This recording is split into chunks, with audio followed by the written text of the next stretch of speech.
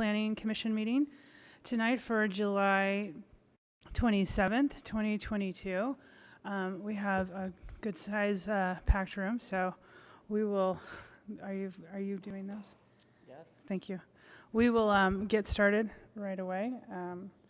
First up, I'll be looking for a motion to approve the minutes for June 22nd.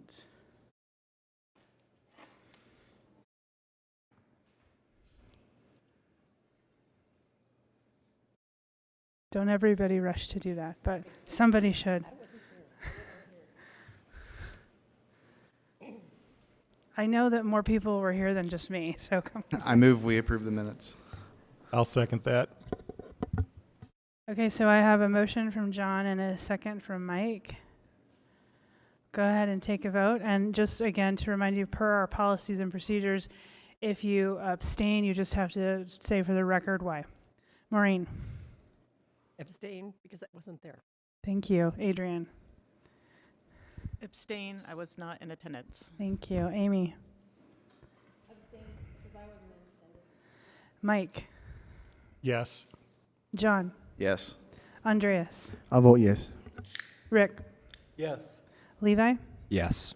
And I will also vote yes. So that motion passes with 6 yes and 3 abstentions. We'll move on to a report of the chair and the vice chair. So I just want to briefly acknowledge that about an hour and a half ago, or maybe 2 hours ago, I received a request to change the order of the agenda to switch out the ballpark area plan to the 1550 Main Street, but the reason given made it sound to me that there was this idea that if the ballpark area, that we were going to decide on the ballpark area plan and then that would influence the rezone, which is not correct. We don't make the final decision on small area plans. We'll be giving a recommendation, and we cannot use any of the small area plan in ballpark to evaluate that application, beside the fact that that application is also outside of the ballpark small area plan boundaries that it's working on. So I will not be altering the agenda, and I just wanted that on the record so we all know what's going on. Other than that, I don't have anything. Maureen? I don't have anything. Wonderful. And the report of the director tonight? Who's the acting director? It'll be Okay, both Wayne. Casey and I sharing one Okay. brain. The only thing that I have to offer is there was a request made by the Planning Commission to initiate I believe a text amendment. I apologize if I'm getting this wrong. I wasn't there, but to evaluate eliminating drive-throughs, I think, in the Sugar House area. Correct. Well, not and- necessarily just Sugar House, but in certain zone areas that are pedestrian business focused, like a Got it. business district, which We're- would also be downtown. We'll be coming back to the Planning Commission over the next couple of meetings with a potential initiation letter Okay. to get working on that. Thank you. That's all I have. Okay, and then I'll follow up too. I mentioned to Levi that Nick spoke to me Tuesday, about your request for RV ordinance and enforcement and us learning about that. And he'll be inviting the code enforcement officer to give us an education during the 5 to 5:30 time period, some point in August, but I don't have a date. So just so we all don't think that was ignored either. Okay, this is the part where we have our Planning Commission discussion, and if we have questions or topics we want to bring up, pipe right in. Yep, I have a topic. In the previous meeting, I had brought up the Salt Lake City Housing and Neighborhood Development Housing Program for first-time homebuyers, and I know that a lot of people are not aware of it. So earlier, prior to this meeting, I was talking to the director of that program, and he would welcome the opportunity to come and kind of share the program with us. I know the program has been going for a long time. I want to say over 30 years now, and it would be helpful for us to know more about it. Okay. So in the future, Levi, you have to speak more into your microphone so everyone can hear, but I knew what you were saying. Will do. So Wayne and Casey, do you think we can put on a future agenda to invite the director of that program for an education as well? Probably in September. Yeah, we'll make that request Okay, and get back to you with a date and time. Yeah. great. Thank you. Any other commissioners who want to bring up a topic? Okay, we'll call that no. And we will move on to the public hearing portion of our agenda. The first step is a conditional use for an ADU at approximately 939 East, 1700 South. This is case number PLN PCM 2022-00394. And Diana Martinez is the planner for this evening. Good evening. Was that pretty clear? Sorry. This is a conditional use request for a detached accessory dwelling unit. This is new construction. It will be replacing an existing garage. It is a prefab construction, so it will be put on site. The height is approximately 12 feet, 1 inch tall, and approximately 640 square feet in size. It will be placed in the northeast corner of the rear yard of the lot, and it is in the R1 5000 zoning district. That's why it's before you. The subject property is just east of 9th South, and it fronts on 1700 South. There is on-street parking. However, I'm going to jump and then come back. Sorry. I wanted to show you this. The blue marks alleyway. So it does have a usable alleyway. It is not a paper alleyway. The subject property is marked in red. The applicant is looking to come off the alley at the back for the parking, although they do have the on-street parking. Staff is recommending approval based on the information and findings listed in the staff report. I did add one condition of approval because at the time they had not submitted for building permit, but they have put in for building permit. And like I said, it is a prefab construction, so it will just be put in place. That they get a demolition permit for the existing garage. This picture in the middle shows the existing garage now. That's the house on the left. This is the alleyway in the back. The subject property is here to the left. But like I said, it is a usable, drivable alleyway. So most likely they will clean it up and do the parking in the back. And there was a site plan in your packet that showed that. It was a more designer site plan that showed the parking in the rear. I'm not going to go too much into detail on my slides because the applicant does have a very detailed presentation. So I'd like her to go through that. This is the site plan. It shows the existing house up front. This is where the ADU will be placed in replacing the current garage. This will face west, this top elevation. This will be the elevation seen from the east, from the neighbor to the east. And then this is what the left elevation is. The left elevation is what the main house will see.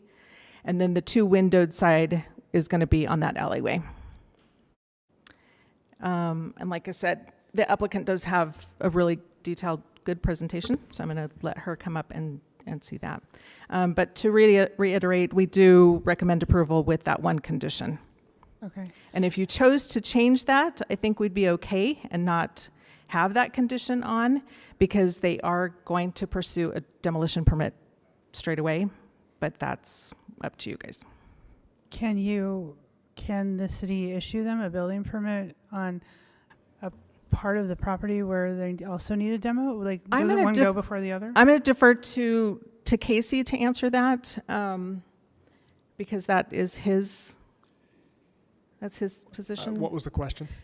So, If they Casey. didn't have if they don't get the demolition permit before the building permit, which is already in queue. Can they get a building that gonna be permit a prior problem? to a demo permit for a part of the property where they're going to build? Like, would you issue a building permit on top of an existing building without it also having a demo permit first? Like, what's coming first, the chicken or the egg? So demolition permits are somewhat different with accessory buildings, such as Okay. this one. If it doesn't have any sewer or electricity connections, sometimes we don't even require a demolition permit as long as it's shown on the permit plans that they're going to remove it. Okay, So I don't know. understand. That's good to know. Okay. They do have intent, obviously, to demo the existing garage, and they do have some time before the prefab ADU comes. Well, So that helps it's up me to you. understand that this Okay. condition is not superfluous, that it might be good to keep it there. Okay. Any other questions for staff? Okay. We'll bring up the applicant. It looks like we have Morgan Zach and Perry Brown.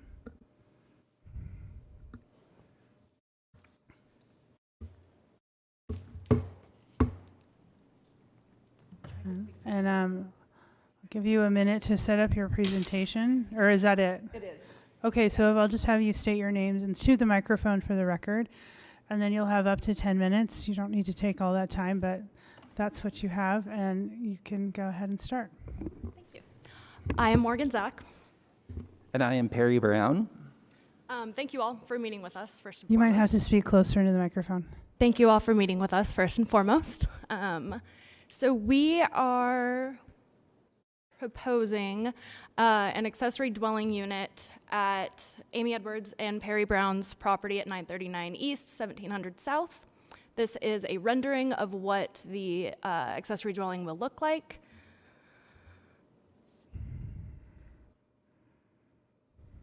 Okay, so just as a refresher, I'm sure you all know because you probably wrote this legislation, but a ADU is essentially a residential unit that is located on the same lot as a main dwelling, but is subsequent in use, character, size, all of that. It is a secondary accessory building. These are all the wonderful reasons that Salt Lake City has implemented the use of accessory dwelling units to create new housing, for more housing units, for a more efficient use of what is already in stock as far as inventory for housing, families that are seeking smaller households, families that want to remain in their neighborhoods, to provide affordable housing, and then to support the infrastructure and sustainability that is already in place. Okay, so this ADU, in summary, is going to be a 1-bedroom, 1-bath, 640 square foot unit. It is 40 feet wide, 16 feet deep, and then there's a little typo, it's 12 feet tall. We actually make, I'm a representative for the home building company, Stack Homes. We actually make our homes out of recycled shipping containers. So they are a more environmental build than traditional construction. We use high quality materials that you'll see in your standard primary dwellings, such as quartz countertops, stainless steel appliances, hardy board siding, pergo flooring.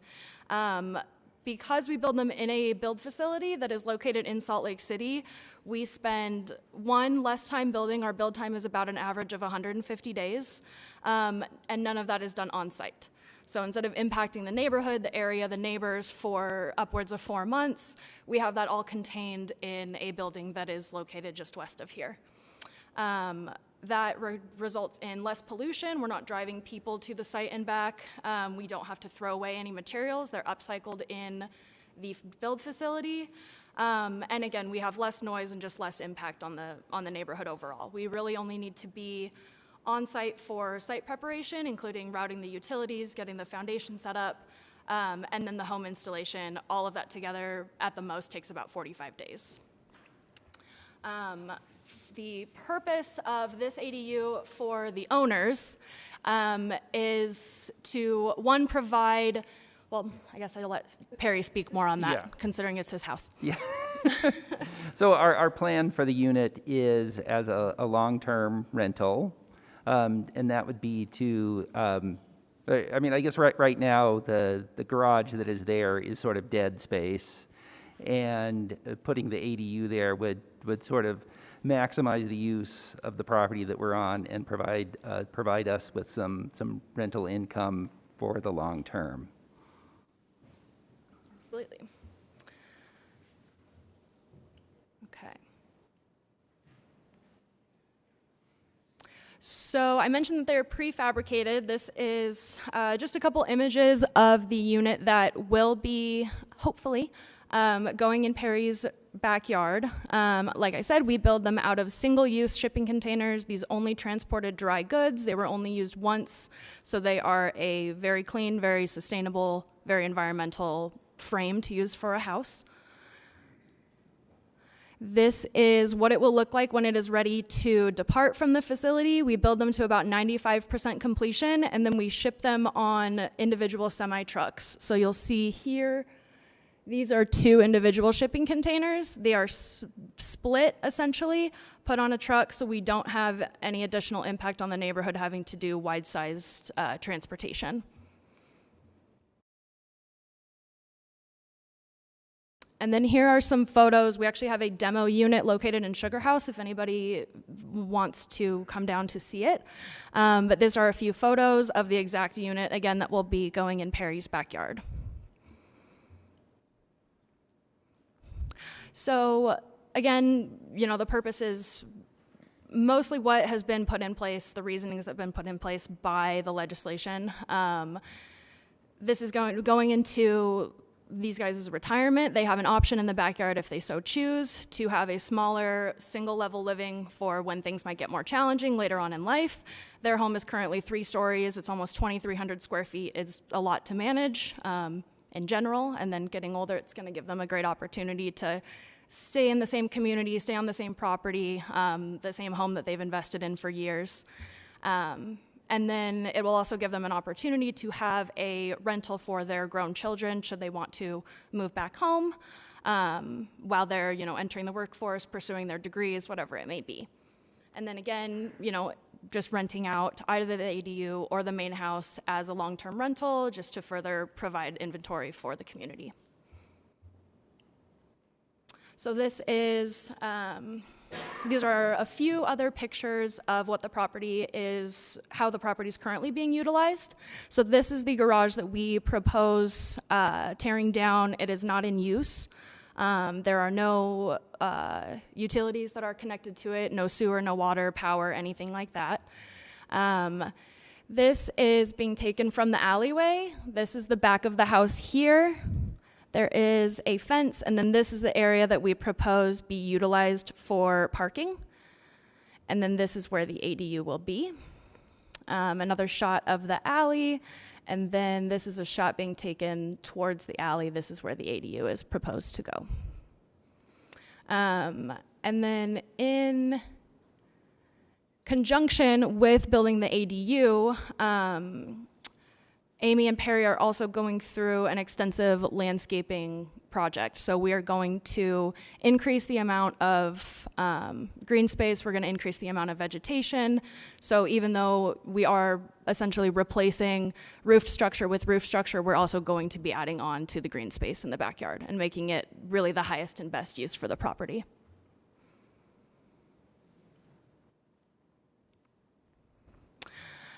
So, in conclusion, really all of the reasons that ADUs were approved to be put into place in Salt Lake City are why this family is wanting to pursue this project. We really think it's going to be the best use of the property in general, highest and best use. It will provide substantiary income for the couple going into their retirement years, and it will also open up housing inventory for their family in the immediate years and then for years to come. So just a couple more images of the property. Thank you so much. That is all I have. Perry, did you want to add anything? No, unless there are any questions, of course. Okay, thank you. Commissioners, any questions for the applicant? Okay, so hang tight. I'll open up the public comment period. And we have one card for the Community Council and Judy Short. So if you are here to speak on this or any other item, you'll be at the lectern back there and you'll state your name for the record, and then you can give your comments into that microphone. My name is Judy Short, and while I live in the Emerson neighborhood where this is, I'm not representing the community council. Okay. I saw that they did not write a letter, so I thought I'd say something. I think this looks like a good project. And I'm really glad for the suggestion to put the parking along the alley or entering from the alley, because I probably drive that 17th South 5 or 6 times a week. People go fast. It's pretty narrow. There really is barely a parking place there because everybody's already turning to go left on 9th or right on 9th East. So I prefer the alley vacation. That's not the right word. I didn't want to say that. Although I do have to say in public, I'm not a fan of the shipping containers. Oh, No what? offense. I couldn't hear that. You're not a fan of what, Judy? Oh, okay, thanks. All right, thank you. Anybody else here who wishes to speak on this item? Okay, have we received any email comments on this one? No. All right, with that, I'll close the public comment period and bring it back to the commission if you have any comments at this time for each other or for the applicant. I would just say my comment is I live around the corner from this one. Judy lives around the other corner. And I'm also a fan of alley usage. I utilize my alley to park, and it's very nice. It's much nicer. So any other comments or a motion?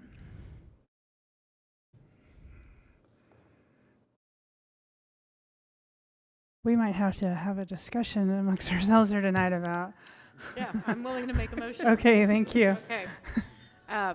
Based on the information in the staff report, the information presented, and the input received during the public hearing, I move that the Planning Commission approve the accessory dwelling unit conditional use application PLN PCM 2022-00394 with the following condition: that the applicant obtains a demolition permit for the existing garage prior to obtaining a building permit for the construction of the accessory dwelling unit. I'll second that. Okay, I have a motion from Adrian and a second from Mike. We'll go ahead and take a vote on this. Andreas? Well, yes. Maureen? Yes. Levi? Yes. Amy? Yes. John? Yes. Adrian? Yes. Rick? Yes. Mike? Yes. And I will also vote yes, so that passes unanimously. I will look forward to watching this build because I travel on that road many times a week as well. Thank you all so much. Yes, We really appreciate your thank time. you very much. 1, 2, 3,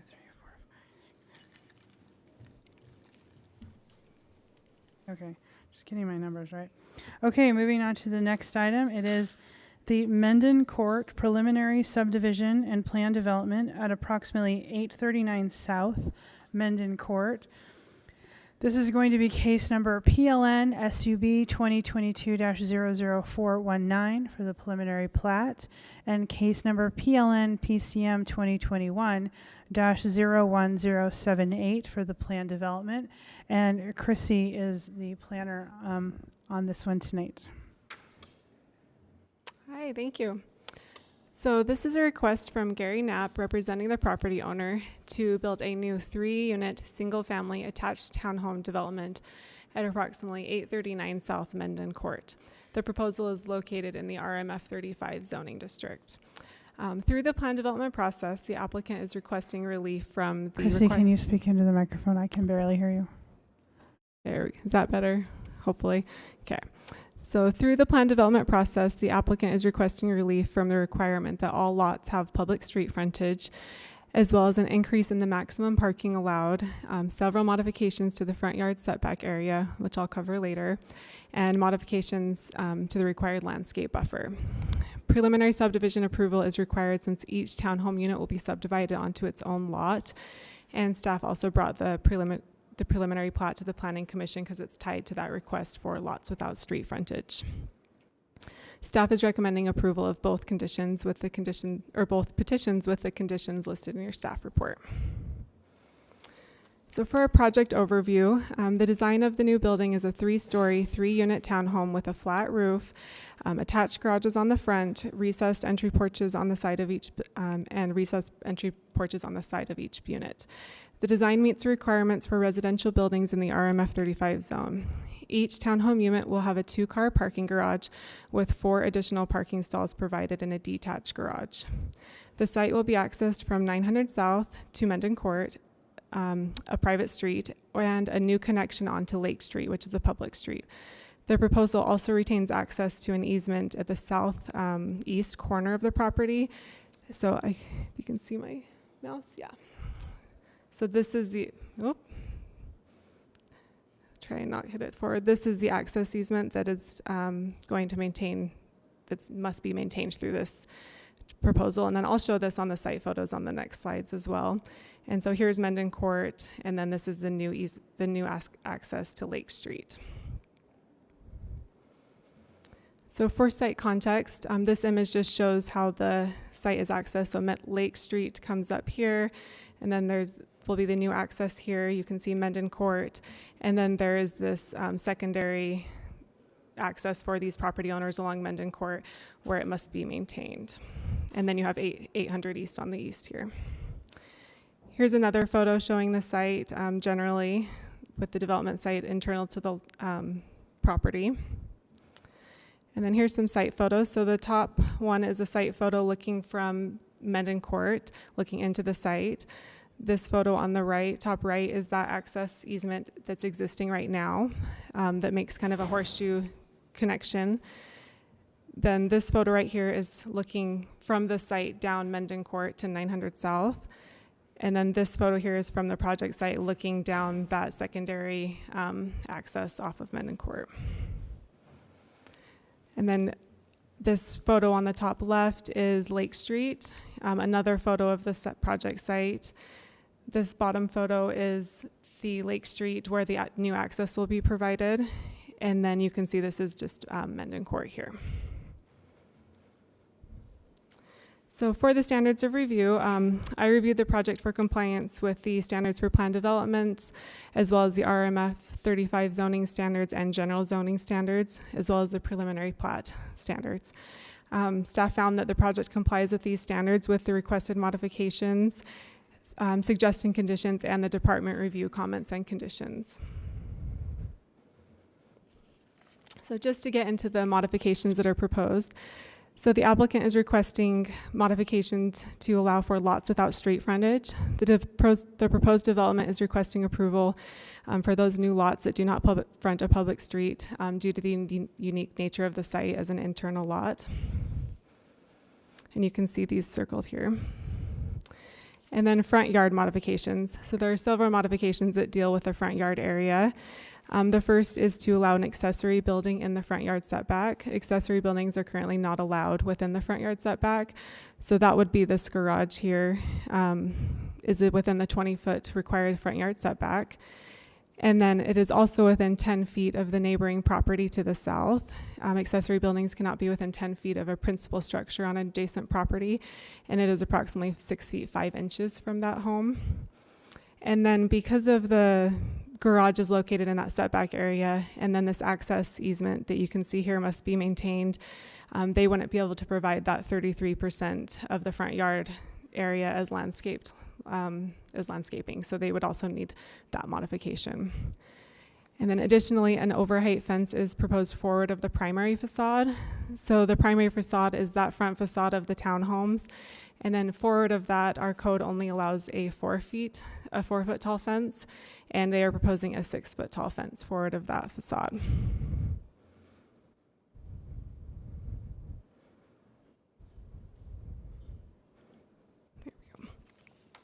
The development is also exceeding the maximum parking. So the maximum off-street parking allowed in the RMF 35 zoning district is 25% greater than the minimum. So the development requires a minimum of 6 parking spaces and a maximum of 7.5 parking spaces. And the proposal includes 2 units per townhome unit with that additional 4 spaces in the parking garage for a total of 10 parking stalls. And then the last modification has to do with the landscape buffer. So When a property in the RMF zone is adjacent to a single or a two-family zone, they're required to have a 10-foot landscape buffer. And on the east side of the property is the R2 zone. So they are required to have a 10-foot landscape buffer, but because of this access easement, they would need to have this hard surface in the landscape buffer, which is not allowed. So they're requesting modification to allow the hard surface, and then it does extend up a little bit to provide driveway access. And then as a result of that hard surface, they wouldn't meet the landscaping requirements of the landscape buffer, which requires 1 tree per 30 feet of frontage.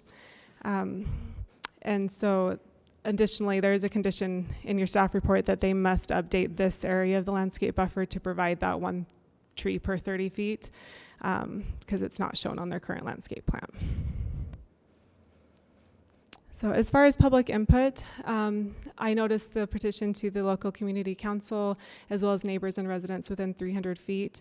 I received a phone call from 2 people concerned about traffic overflow onto Lake Street as well as overflow parking onto Lake Street.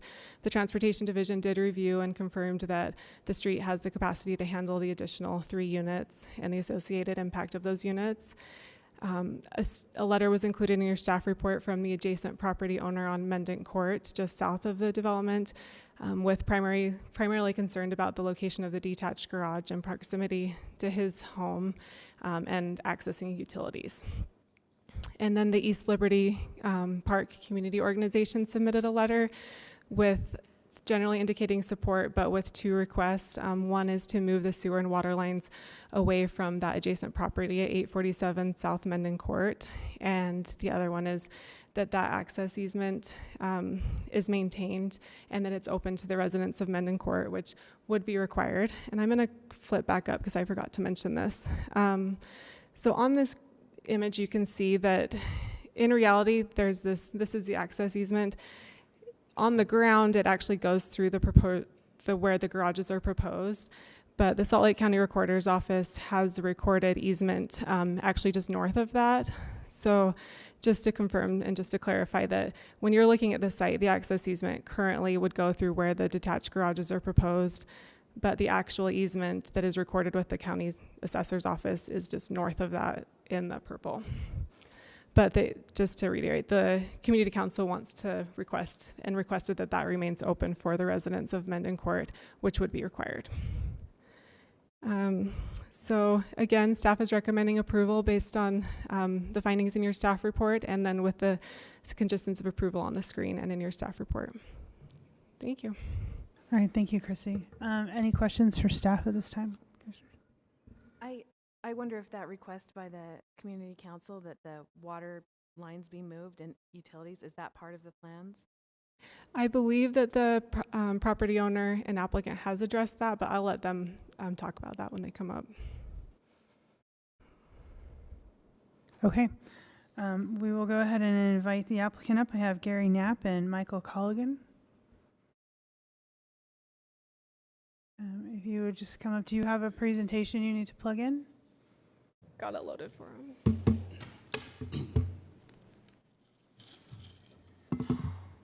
Okay, I'll just have you state your name for the records and then you'll have up to 10 minutes. Thank you. I'm Gary Knapp. I'm Mike Colligan. Thanks for having us. Maybe to address that issue, since you already brought that up on the water, if we could maybe go over a couple slides, a couple more. Keep going. Let's see, one more. Okay, right here. We do have it might be kind of hard to see, but we are showing the water line that's coming from Lake Street, our water main that's coming over there, and a water lateral that is coming down to provide new water meter and a water lateral that goes to that adjacent property. I know Mike has reached out to the property owner. I'm not sure that we ever got anything completely back, but essentially we're proposing to take it off of our water main down and get a new water meter for the neighbor. Maybe if we go back to the first one. So on here you can see Mendon Court is very tight. It's only about 15, 16 feet wide. The other road just to the east of it is very tight also. It actually enters a driveway, it looks like, when you go through someone's driveway to get up through it. The nice thing is what we're proposing allows us to have cars that can come up, still get around like they currently are, but also they have an opening to Lake Street, so they can get out there, and Lake Street's a much wider, nicer road that will provide that access for them. And that is one reason why we are proposing to put in those 4 garages, just like some concerns with the neighbors and that we just heard. This will allow parking to remain in garages and kind of ease that concern of more parking, and allows those garages to have cars parked away where they're not in the way. And currently there is kind of a problem where people park in Mendon Court or some of those areas, and it's hard to get around them. One of the other things to point out here is we worked with Doug Bateman with fire, and right now the whole area is non-conforming as far as fire truck access and fire truck turnaround. So all of Lake Street, all of Mendon Court, fire truck does not have access and is not able to turn around. But we have provided for the whole area a fire truck turnaround, so a fire truck can come up and turn around and take care of those areas. I mean, it won't take in Mendon Court as much. That's still 16 feet. It's hard, but it will be able to get around to it much more easily and be able to have access on the north side, and then it allows on the south side. Won't be able to go up through Mendon Court still because it's so tight, that road is. Along with that, we are connecting the sewer and the water and stuff through Lake Street. One of the concerns was us causing more issues down through Mendon Court, and since we are pulling those over there, that hopefully will ease some of those concerns that people have had in that regard. The last kind of item there is that it does have, we are adding 3 units there originally, and if you guys had seen some other requests that had come before us, because other property owners have had this site and have tried to develop on it, and for years, many have eventually given up because it's such a difficult site. Mike's the first one that I know of that finally kind of tried to push it through to make this site better, and as it's just been sitting there vacant, as you saw some of the pictures, and they've had a lot of different problems in that where people have been sleeping there and doing some different things, and I think this will really beautify the area, help with the zoning and some of the plans for the city for that area to bring in some more density. We don't exceed the density, as if you look in the staff report, she talks about that, where we're in those lines of density for this area. And I think that's mostly what we have. If we'll just go to a rendering on the next one, this shows our 3-plex unit, and on the left there shows the area for the fire truck turnaround, where they'll have it all paved nicely also, so that the cars coming around right now, they're going through dirt essentially when they come around to get around, and it will be maintained and taken care of. If we go to the next slide, it shows kind of the relationship of the garage to the building, and how those cars will be able to come around, or also opens up to Lake Street right there. Go to the next one. Some of these other ones, this is the site plan that's in the same ones in the staff report. And you can see even the city recently made those fire truck turnarounds larger than code, than the IFC, and we were able to fit that in there still and get it's quite large, and we got it to fit in there. I think that's all that I have. Did you have anything that you want to talk about, or? Just that we're trying to be a good neighbor with this project. It has been an undevelopable site in the past. It's only by purchasing Lake Street's property that we're able to make this a developable property. Originally, we anticipated 4 units. We sacrificed one of the 4 in order to put a fire lane turnaround in for the 3-block area. In doing so, providing fire truck access to all 3 blocks. So we really are trying to be a good neighbor. We have changed our drawings to relocate the water line for the adjacent property owner.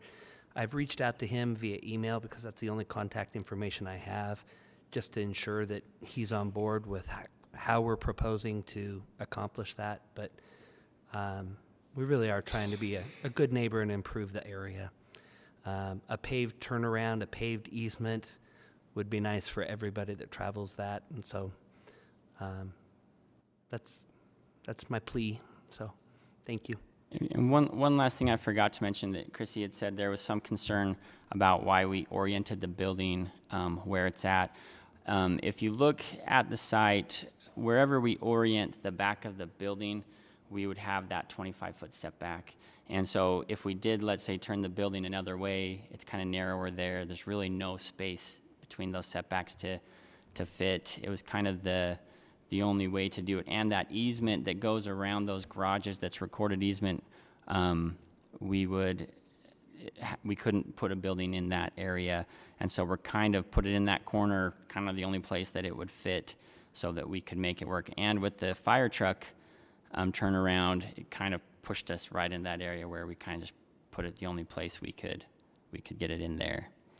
And I think that's all our comments. Thank you. All right, thank you. At this point, commissioners, any questions for the applicant? I have a question. What if you lose the garages and those are parking spots instead? You'd still need a landscape buffer exception, right? But there wouldn't be a ADU in the front yard. Amy, could you speak closer to your microphone, please? I'm asking, like, what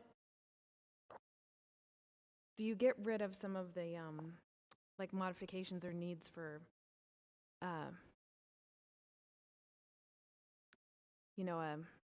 waiver kind of instead of having garages, if you just have parking spaces? The houses are designed with garages already, right? Yes. One space in each. Correct. So I don't know if you want to respond with how you would feel about that if we changed it.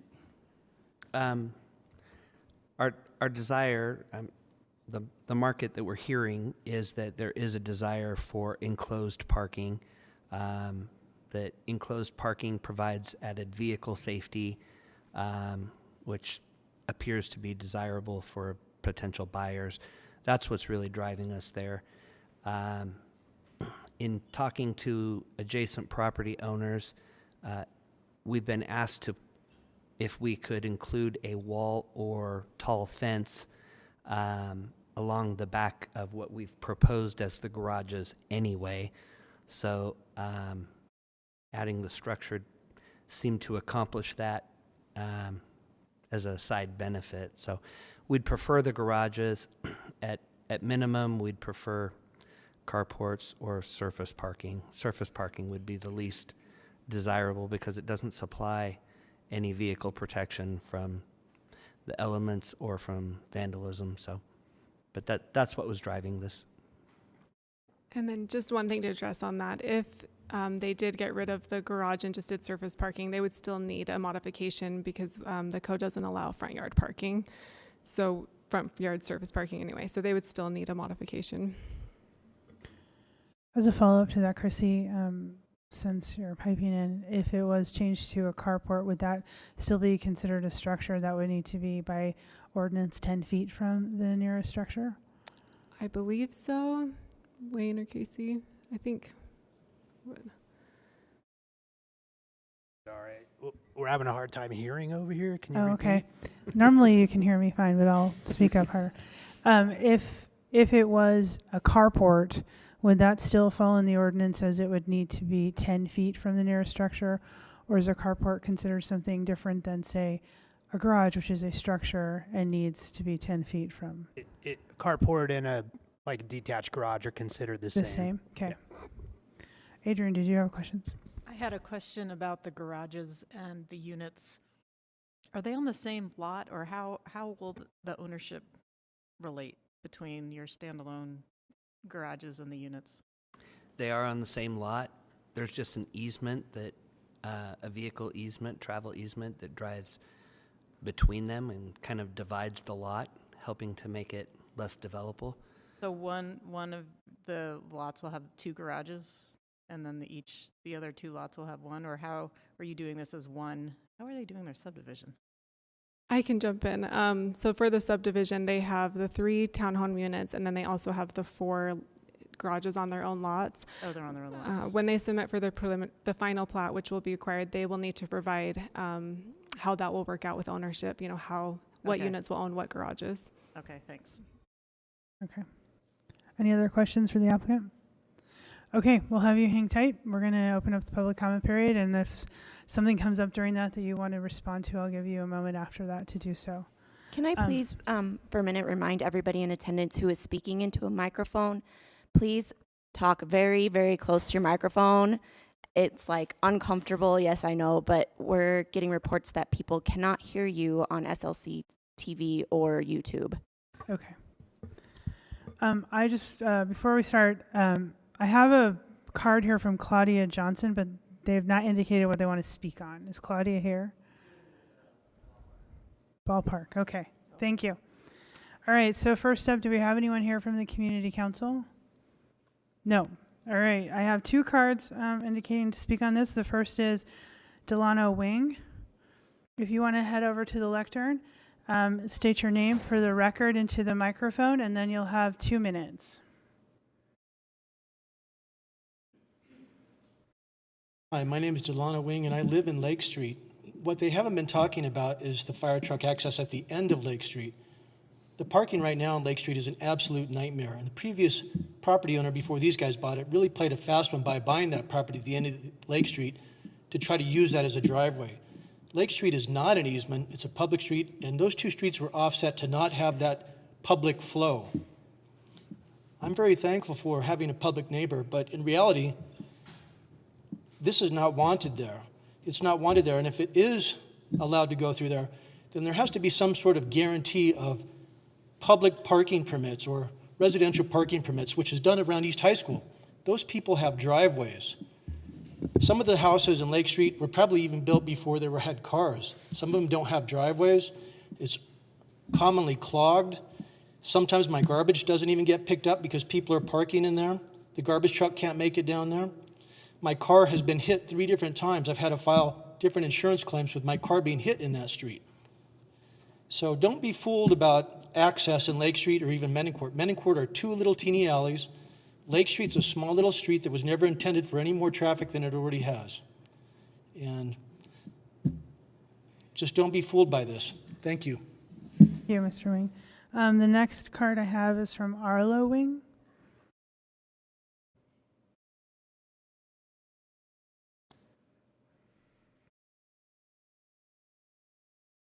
Hi, my name is Arlo Wing. I'm actually here speaking on behalf of my mom who lives at 847 Mendon Court. And I did see your email this morning, so I didn't have a chance to give you a call, so I apologize for that. My mom does have concerns with the 4 garage accessory unit in that it's going to be within or less than 10 feet from her home, which, you know, she didn't want to look out her window and have basically a wall right there to look at. You know, I haven't had a chance to talk with the owner regarding the water line movement, but if the water line is not moved from its current location, having a building that close will actually impact her ability to do any kind of repair work or replacement work unless it's done prior to any kind of construction. Another issue with that building being right there is there's no storm drains back there. So adding all this hard surface at the back of Mendon Court is going to impact the residents back there in that there's no, I mean, these homes were built over 100 years ago. There's, in many cases, there's no storm or drains in their basements. Where's that water going to go? Is it going to end up in their basements? You know, how are we going to mitigate that issue? Having the garage that close to my mom's house will possibly impact her if we have any more heavy winters where we have deep snow. There's not a lot of places to put snow back there, and that can be an issue. You know, again, where's that going to drain to with the additional hard surfaces? And I concur with my brother that parking in that area has become an absolute nightmare for all the residents. Thank you. That's time. I appreciate that. Thank you, Mr. Wing. Anybody else in attendance who wishes to speak on this item? Any email comments? None? Okay, with that, I'll close the public comment period and I'll bring it back to the commission, and I'll give the applicant a chance to address anything you heard in the comments if you wish. Go ahead.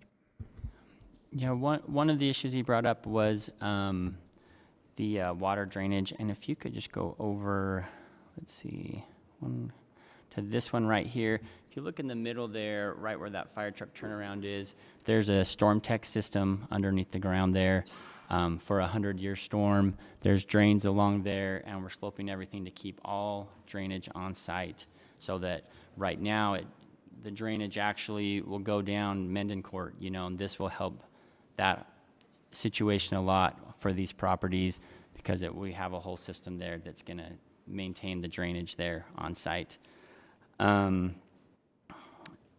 did you have anything you wanted to address with that? So, parking is a problem in this whole area. Everybody's correct. Lake Street's parking, I don't know if Lake Street was ever intended to have surface street parking on it. It makes it congested. It completely blocks Mendon and closes it off Mendon. Those have been the complaints from the fire department. That is the reason that our comments from the fire department have been so positive, is that we're actually adding extra parking, pulling parking off of Lake Street, pulling parking off of the neighboring Mendon, and capturing more parking on site than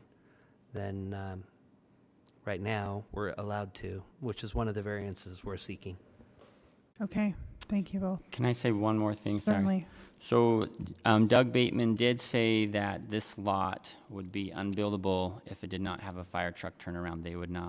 That the fire department would not approve anything without that. So it is something, whoever's going to eventually want to develop onto this site will need to provide that either way. And so because of Lake Street right now, they don't have that. And that's what Doug Bateman told us, so just Okay. that. All right, thank you. All right, commissioners, it's discussion time. If you want to bring up your thoughts. I maybe have a question, or one of you, if you understand it better, can explain it to me. On the left side of this, it says future townhome. There are 3 sites for that, and then there's the road to go over to Lake Street. But right now, is there a home on that lot right now? It looks like there is. Yes. So that's a separate parcel than the one that we're talking about right now. So this Correct. future townhome and the road through to Lake Street, has that been approved? Can you just put a road on your own yard if you want to? Yeah. So that has not been approved yet. We need the permission we need to understand what we're doing on this lot before we know where the access road on that lot can go. So the one is driving the other. Yeah. So what's the address of this other lot that you own and intend Yes. to put a road on? I own both. Is it? I own both, yes. Which one is it? So if I'm looking at a current map or current.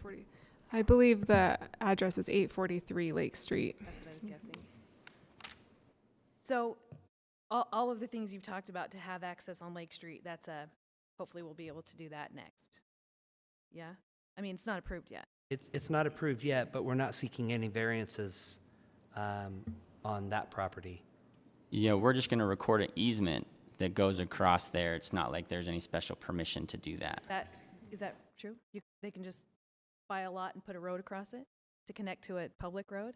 Yeah, they'll have their building permit process, and then they'll just record an easement, assuming that things are approved through the building permit process. But those lots currently, as they've shown, don't require any special approvals through the Planning Commission or variance or modifications. I could just build a road that connects to the public road on the lot I own right now? Could I? So this was reviewed by the Transportation Division and the Engineering Division, and they didn't have concerns with it, and that it would be concerned during the building permit process. rest of you are surprised by that, but that's surprising to me. Mm. Is that, Hey, well, we don't have to approve it. You don't have to approve it. It just is a, So I'll pipe in. I do have a concern with the garages being 6 feet from the neighbor residence. It would be one thing if it was another garage it was close to, but it's the actual home. How tall are those garages coming again? They are about 11 feet tall. So a fence that you would put up would be 6 feet. So they do go above that. And I think I have a concern with them being that close. I would be more amenable if it was a carport, even though then it would require the same exception. But I do either we move them, in my mind, either move them 4 feet away so it's that 10-foot buffer, or they become not a solid structure in my mind. But how do other commissioners feel? well, and also the house that backs up there is not 10 feet away from their property line either, right? Like, Well, it's just saying that those garages need to be 10 feet from the nearest structure. Oh, 10 feet from the structure, not the line? And they're Yeah. not. They're like 6 feet. 6 feet. feet from the structure, yeah. 5 That's inches. like the real back of that house. Yeah. That seems, So move them 3 feet 5 inches. Would that that puts them in the easement? But if then it's a carport, it's not as, you can still walk through it. But that's where I'm not keen on that particular part. The rest of it I am fine with. But anybody else have comments, or is somebody willing to make a motion?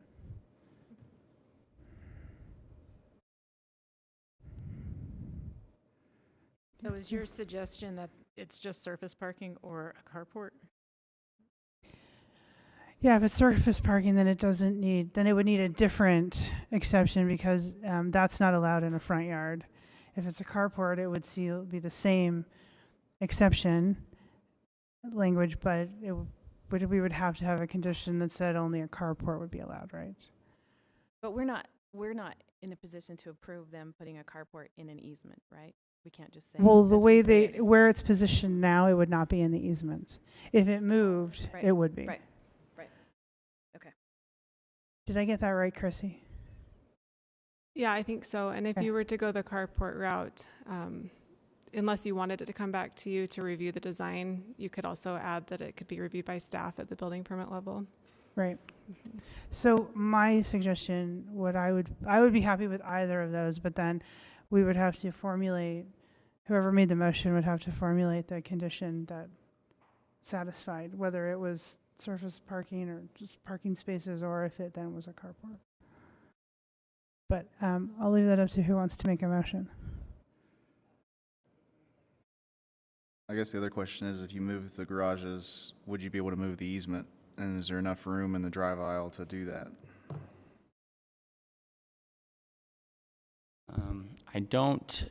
I don't know if we could move the easement, as far as I know. I guess we could work with the city on a recorded easement. I don't know that. I haven't tried to move an easement before, actually, so I don't know if someone else knows more about that. I have not moved a recorded easement either. To my understanding, that's just. I'm sure it's not easy, but don't that, ask. if that's what you really need, then that could be an option. So. Oh, so you're suggesting if they move the garages forward to get the 10-foot buffer and then change the recorded easement? Yeah. Uh-huh.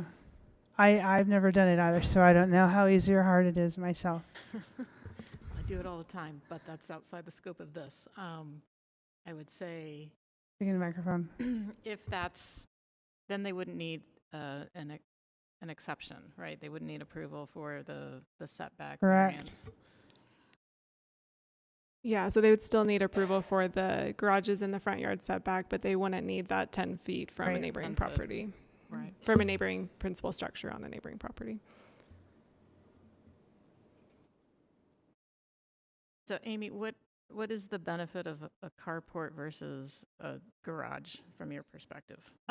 From like a neighboring house perspective, is that it's not this solid structure that then is so close to you that you look But out they and could build it so that it was, I mean, I think what you're saying is you want it there to be space that's visible from the other side in the structure, right? yes, yeah, that's what I think of when I think of a carport. Is you've got the roof and then you've just got your support pillars, but you can see through it. So above the 6 foot of the fence, then you're just going to have really just the roof line of a carport. That's the benefit for me in trying to think about if I lived there, but also then the concerns expressed in that letter and then tonight as well of having the question before us is that, these things are supposed to be 10 feet from a structure and they want it to put it closer. And that's one part where I think maybe we could, that I'm struggling with too, because I wouldn't want it that close to my house either. Right. If it were a garage, it was that close to, I'd be fine. But as a house and their side of their house looking out their window and stuff like that. I could be wrong, but I believe that is their garage. Do you remember when, I think that is their garage also. The aerial looks like it's the house. But it's the garage of their house. That looks like their house on the aerial, which is on page 8 of the staff report. Oh, it doesn't have a garage? No. So is there a window there too? Yeah. Oh, okay. I wasn't sure. So I think I'm wrong on that, it sounds like, so.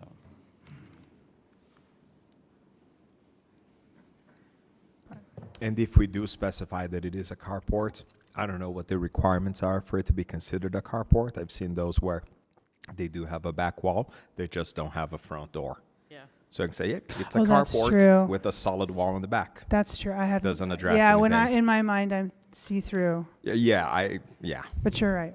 What if we just remove that exception, that particular one that to build within 10 feet of the neighbor's property, and then they figure out what to do, right? They can move the easement, so they can move the building. They can. I think that's for us to give them some direction tonight. Well, are we okay with either one of those? I don't know. Are we okay with either one of those changes? If it's a carport that's there, or if it's a garage that's 10 feet away? I don't think there's that much difference between a carport and a garage. I think Yeah, I don't know that. I would almost say surface parking, or you'd have to adjust the easement. I like that idea. I was leaning towards surface parking as well. Would an option be if we tabled this and let you explore the change of the easement so that you could get the 10 feet there? If it was up to me, and it's not, if you're leaning towards surface parking or allowing the garages if we relocate the easement, my request would be that you word approval that way and give us the option, and we can deal with that with staff in the building permit process. And either So you want an option of moving the easement or surface parking? if That would be I see. if that's where you're leaning, then I'd prefer not to have to come back here to get the permission to get this resolved. I'd like to get the If you building could, permit started. if you could speak in your microphone, we're having a tough time hearing. Just a reminder for everybody. Is this better? Okay. I'd prefer Yeah. to have the approval tonight, even if it's an option that you're approving one option or another, so Okay. that we can move forward into the building department with the structure. Okay, I think we understand on that one. If, though, we did that, we would have to make a condition, or we would have to add language, and I don't know what that language would be, so I'd probably make Adrian make this motion, that, that we would be then, if they chose surface parking, we would be approving whatever exception to the ordinance to allow that, or they move their garage and realign the easement and delegate it to staff, whichever one that goes first. But we would need language for the surface parking, which does not exist in the motion sheet, which is why I would ask Adrian if she would be willing to make a motion. Okay. I think I got it. Okay. All right. Based On the findings listed in the staff report, the information presented, and the input received during the public hearing, I move that the Planning Commission approve the Plan Development PLN PCM 2021-01078 and preliminary plat request PLN SUB 2022-00419 for the project located at approximately 839 South Mendon Court, with the conditions listed in the staff report, subject to the following modifications: that the applicant be allowed to locate surface parking in the general location shown on the site plan where the standalone garages are currently proposed, or that the applicant be allowed to locate standalone garages in this general location so long as they are 10 feet from the adjacent structure. I'll second. Okay, I have a motion from Adrian and a second from Amy. Any discussion to that motion? Do you need to add to delegate to staff? I think she did. Did you? No, Yeah. I did not, but yes, delegate final site plan approval to staff. Thank you. There you go. I believe that moving those garages or parking spaces or carports or whatever they would be, if they were moved further north, it would actually be infringing on the fire truck turnaround area. And so that's something we would delegate to staff to work Okay. out. Gotcha. Just wanted to make sure. Yeah. Because Chrissy has nothing else to do. You can figure that out. Any other discussion or questions to this motion? Okay, then let's go ahead and take a vote. Mike, Yes. Andreas, I will vote yes. Levi, Yes. Maureen, Yes. Amy, Yes. I am Adrian, Yes. John, Yes. Rick, Yes. and I will also vote yes, so that passes unanimously with 9 votes. Good luck to you both, and you do not have to come back and see us for this. So Thank you. you're welcome. I won't take it personally. I understand. All right, moving on to the next agenda item. We have up 15. Wait, what time is it? Okay, we're going. It's 1550 South Main Street, assemblage zoning map, master plan and zoning text amendments, and alley vacation. This is case number PLN PCM 2021-01191 on the zoning map amendment, PLN PCM 2022-00065 for the master plan amendment, and case number PLN PCM 2022-00086 for the alley vacation. And the planner with us tonight on this is David. Okay, give me a minute to find my presentation. Oh, there it is.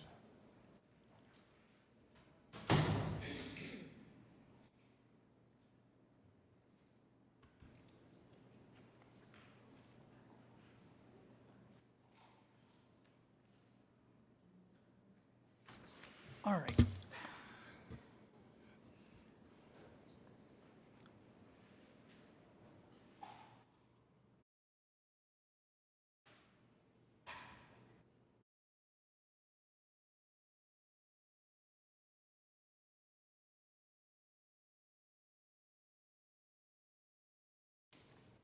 Okay, thank you, Madam Chair. As you noted, this is a zoning map amendment, master plan amendment, and alley vacation. I thought I heard you mention a text amendment as well. That was part of the original proposal. That's no longer something that the applicant is proposing. If that snuck into an agenda somewhere in the language, I apologize, but I thought we had It's in the title. eliminated all of that. It's in the title.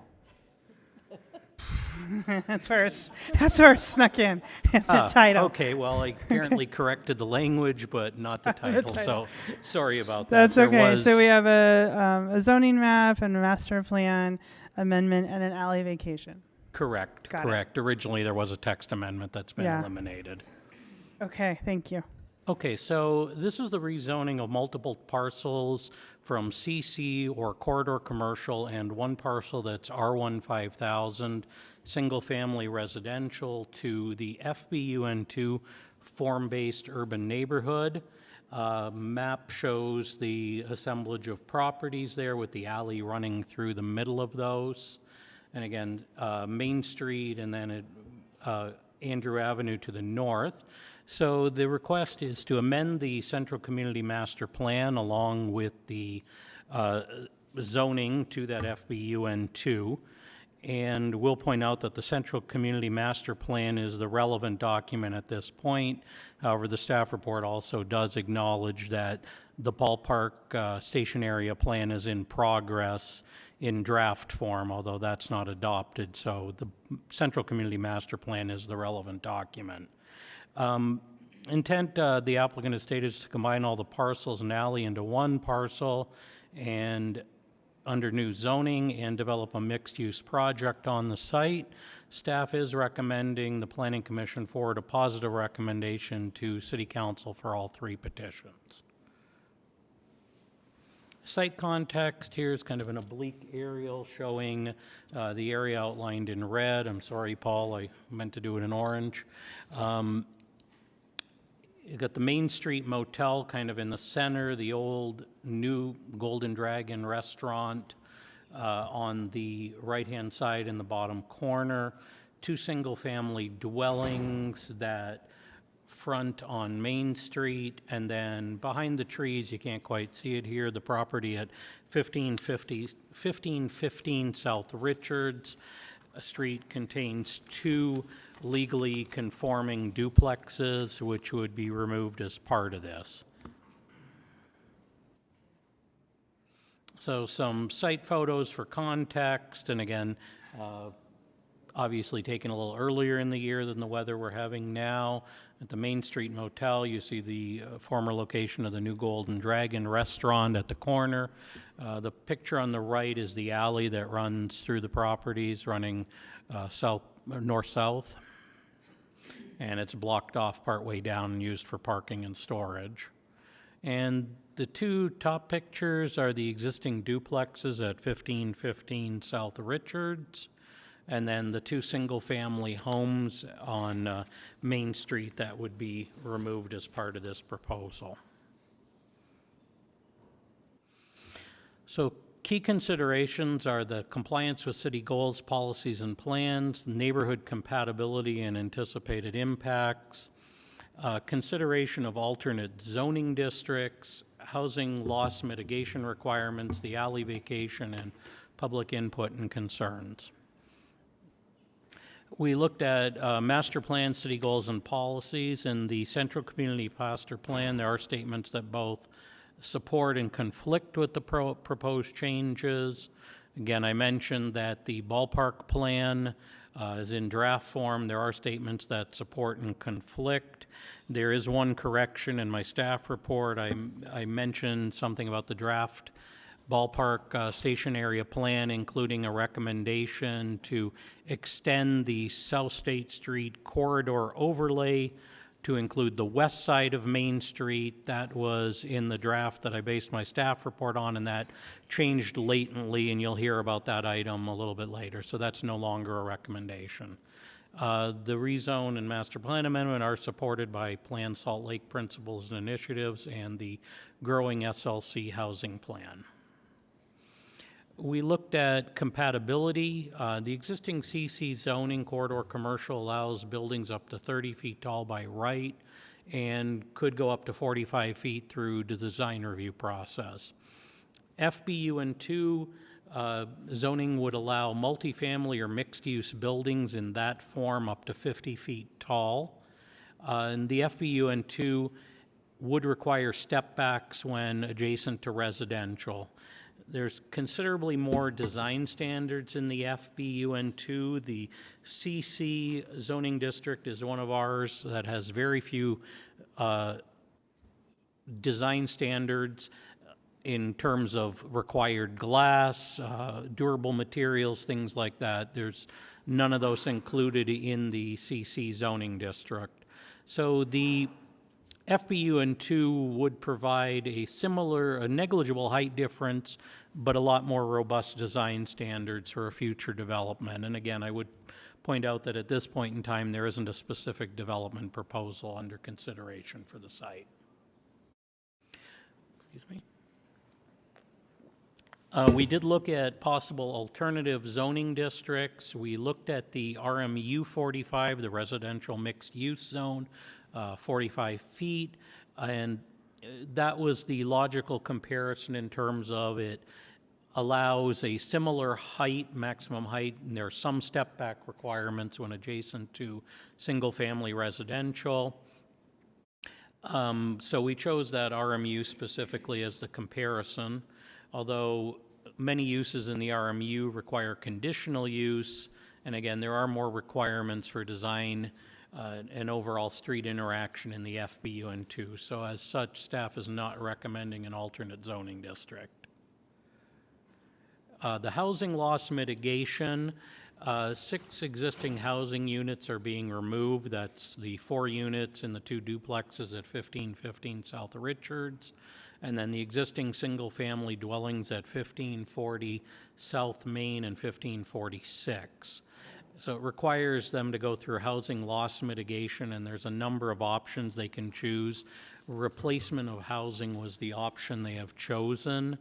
And there is in your staff report, there is a section for the housing loss mitigation report that was signed by the CAN director included in the staff report. And that's something we have to provide before this can go to City Council and the Planning Commission needs to consider. The alley vacation, the existing alley runs through the center of the development. It is blocked off and currently used for storage and parking. The idea is to vacate the alley and put it into make it part of the new development, and the alley vacation met the signature and policy threshold requirements. Again, we did receive quite a few public comments that are included in your staff report. There was another set of public comments that were put in your Dropbox that arrived last week that didn't make it into the final version of the staff report. General themes seem to be that people would like to see that site redeveloped, but the height was a concern. Now, initially, when this was routed to neighboring property owners and the community council, it was including a text amendment to ask for FBUN2, but with a text amendment to allow 65 feet in height on these properties. Based on input from staff and some of the public comments, the applicant has scaled back on that, so that they have withdrawn that request for the additional height. Now, we did send out a subsequent notice to all the neighboring property owners and that once they withdrew that, but we didn't get any additional public comments. So they are asking for 50 feet, which is the allowed limit in the FBUN2 zone. We looked at the standards for general amendments, which includes that purpose statement, and again, master plans don't have a specific set of review standards. The master plan is being amended to provide consistency between the plan and the property zoning, and then the alley vacation policy considerations and factors. We, again, reiterate the proposal was supported by some plan statements, conflicts with others.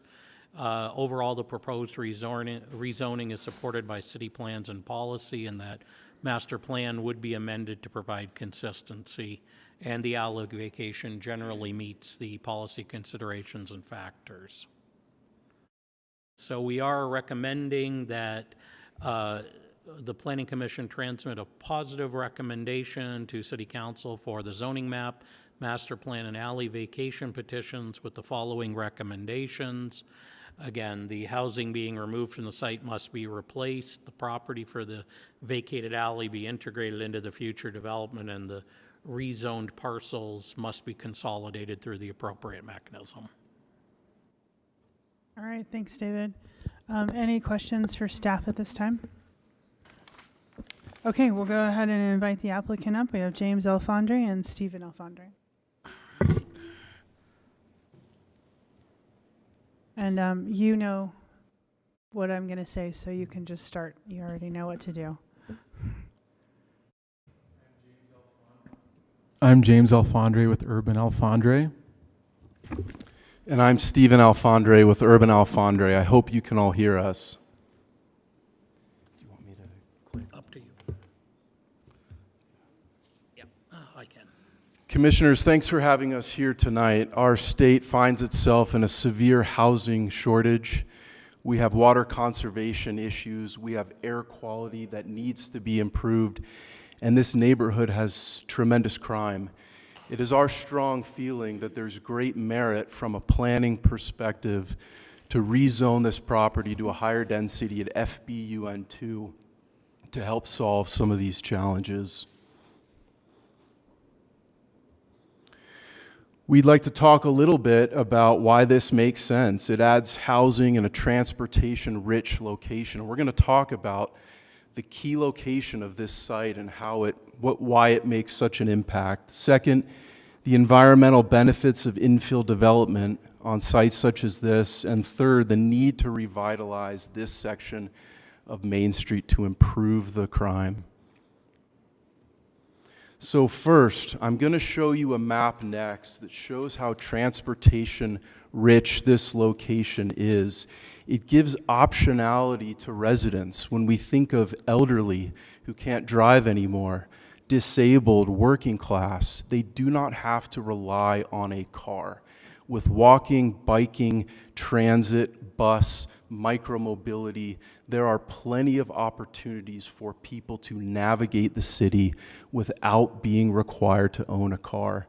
And finally, it's going to increase the safety in the neighborhood. By having people on the streets walking and interacting, it has shown to improve crime. So here you can see the map of the location. In the red is our proposed project. The green line shows a 10-minute walk to the track stop at 1300 South. If you look over to the right, you'll see a yellow dot of the bus line on State Street where buses come every 15 minutes going to downtown. The red line touching our property is a bike lane that goes on Main Street all the way downtown, and we timed it 13 minutes on bike to get downtown. There's also walking. It takes about 40 minutes to walk downtown. There's car and there's micromobility. We think that this is one of the best sites in the city for transportation optionality. Next, the environmental benefits of infill development in locations such as this. San Diego has made infill development a key strategy in combating water conservation. By adding residents downtown in walkable locations, we can conserve water. And second, the EPA put out a report showing how infill development close to transportation options that reduce car trips improves air quality. Finally, we need to revitalize Main Street. The Main Street Motel is a burden on the neighborhood. Businesses are opening, but they're also closing. We need more residents on the street and pedestrian activity. This is a current view. It's not pretty. We are investors in this neighborhood. We have a property, Gabbets Row, that we're starting on as soon as we can. We are invested to see this property improve in this whole neighborhood, this whole street. We took a look at the master plan to make sure that what we are proposing is consistent with what it calls for. And we found the 4 different points: creating a more livable communities and neighborhoods through the appropriate transition of multifamily housing and mixed land uses in designated areas. Second, to have pedestrians use transit and walk comfortably to services, shopping, and recreational opportunities. Third, to increase pedestrian accessibility by creating housing that supports the employment center of the downtown area. And fourth, an enhanced built environment that encourages employees to work and live in the central community. So in closing, we feel that the merit of this rezone makes sense. It adds housing in a transportation-rich location. There are environmental benefits of infill development on air quality and water conservation, and it revitalizes Main Street, which is in desperate need of it. I also want to mention something about setbacks. There has been some complaints that this zone doesn't have adequate setbacks. It is our strong passion that in urban, pedestrian, mixed-use locations, minimizing setbacks is good urban design. However, there already exists about a 25-foot setback from the street to the property line.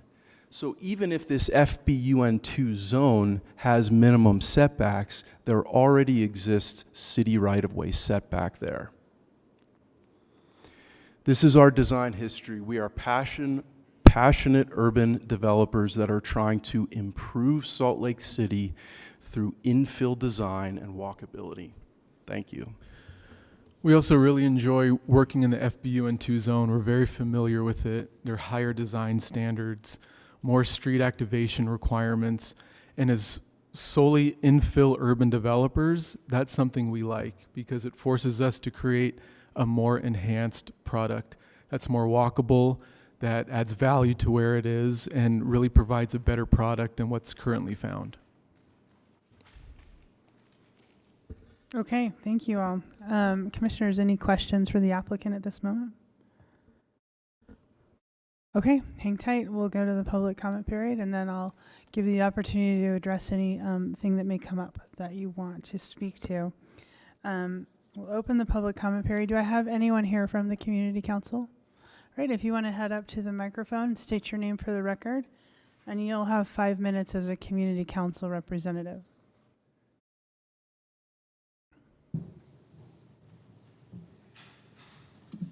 My name's Jeff Sandstrom, and I'm a Ballpark Community Council board member speaking on behalf of the Community Council.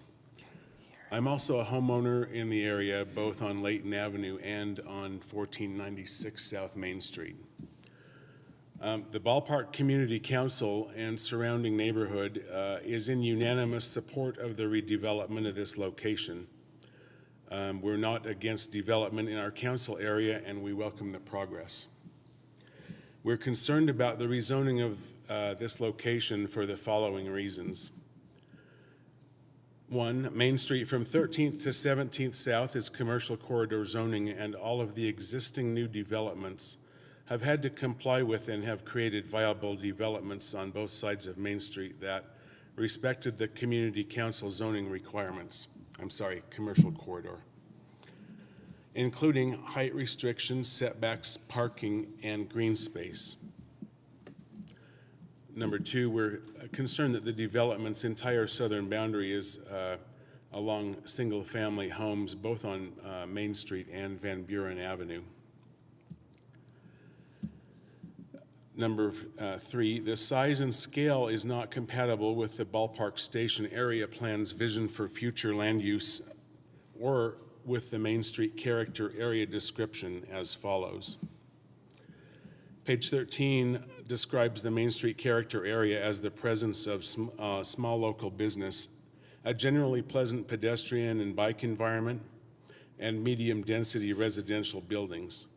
New development should focus on maintaining the scale, walkability, and bikeability of the neighborhood. On page 18, it states that the area between Major Street and the recently downzoned residential area should be considered for redevelopment into a medium density area that uses current building scale and massing to guide future development. New building in the area should be considered for redevelopment at a scale compared to the surrounding area with front doors on Main Street, stoops, and yards. We realize that the plan is currently in draft mode, but feel like, as a side note, that Ballpark Station area plan is an exciting draft that is expected to be adopted. It's a vision for the future use of Ballpark area that was written with great time, effort, and input from the mayor's office, consultants, planning commission staff, and stakeholders, including Community Council board members, business owners, and homeowners.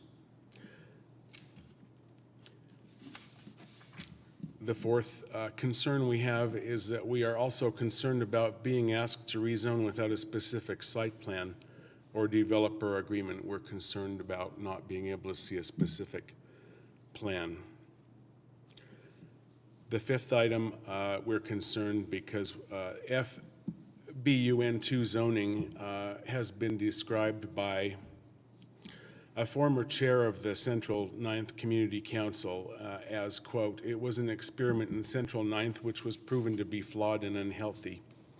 Discourages green space and can be made much taller with application of the affordable housing overlay," end quote. In summary, the proposed rezoning doesn't provide for enough setbacks, it doesn't provide for enough secure off-street parking or green space, our three biggest concerns. We also recognize the correction to the height request from 65 feet down to 50 feet as a positive step in the right direction. These recommendations I'm set forth are from home and business owners in the area. We've been here before the redevelopment. We're going to be here during the redevelopment and after, and we're greatly concerned about the future quality of life in the area.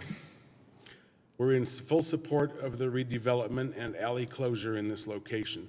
We are opposed to changing the commercial corridor zoning and ask that the developer work within these parameters. And we thank you for your time and consideration. Thank you, Mr. Sandstrom. Okay, next up, we will open this up. We have Jason Schultz. If you would step up to the lectern and state your name for the record into the microphone, and you'll have 2 minutes. Hi, my name is Jason Schultz, and You might need to speak up a little louder. Sorry. Okay, can you hear me? Yes, thank you. Okay. First time sitting here talking. So I'm a resident on Richard Street. I've lived there for 5 years, and I also own a duplex on that street. So first off, I really want to express that I am completely on board with getting rid of the Main Street Motel. That property is a blight to our community, our safety, and it deadens the vibrancy of our neighborhood. So I'm very much on board, as Jeff was saying, to getting rid of that. I want to transform that property into something that beautifies and benefits the community, but I don't think that the zoning change is the right way to do that. When I look at that presentation, I think that all of those goals can be achieved keeping with the commercial corridor guidelines. If you look kind of south of the ballpark, there's this very narrow kind of residential area that is between Main Street and West Temple. I love to run, I love to walk, and if I want to have a residential experience, I'm very limited in how I can have that. If I want to see children out walking, if I want to see mothers, if I want to see kind of that residential feel, it's very, very narrow within this corridor. And so one of the things to me is that I am pro-housing, I'm pro-affordable housing. I just do not think that this project in this exact location is the correct use of this space. The setbacks that were referred to, I noticed that they showed the 25 feet off of Main Street. My concern, or one of my concerns, is the setback on Andrews Street. That is going to be adopted as a byway, the Kingsington byway, that's going to be connecting the east to west side of across State Street as an opportunity. That's time. Okay, to get pedestrians across. So I really don't think that, I thought that was concerning that they only showed the setback off of Main Street. So overall, I think we should keep the central corridor. Thank you, Mr. Schultz. I wrote down what you said, so thank you. Next up, we have Josh Blankenship.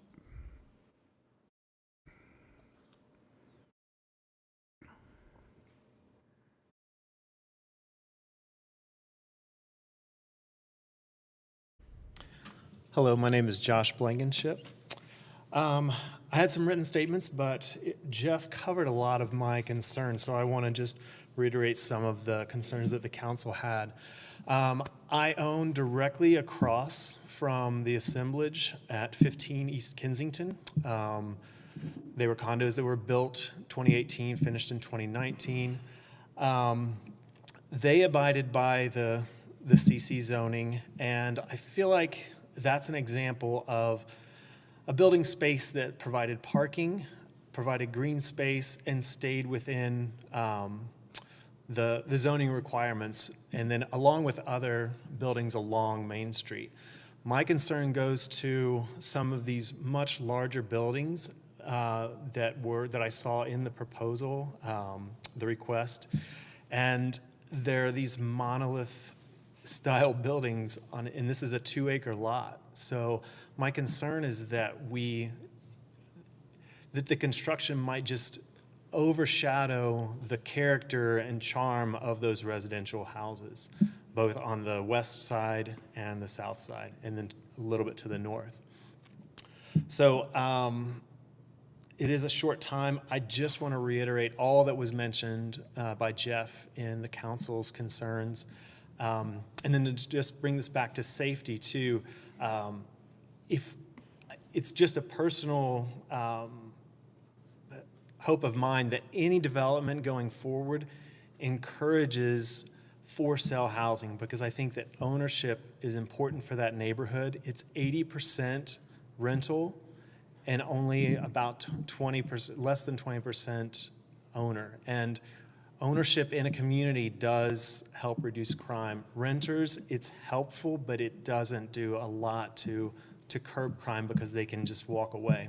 That's time. Thank you, Mr. Blankenship. Next up, we have Cindy Cromer.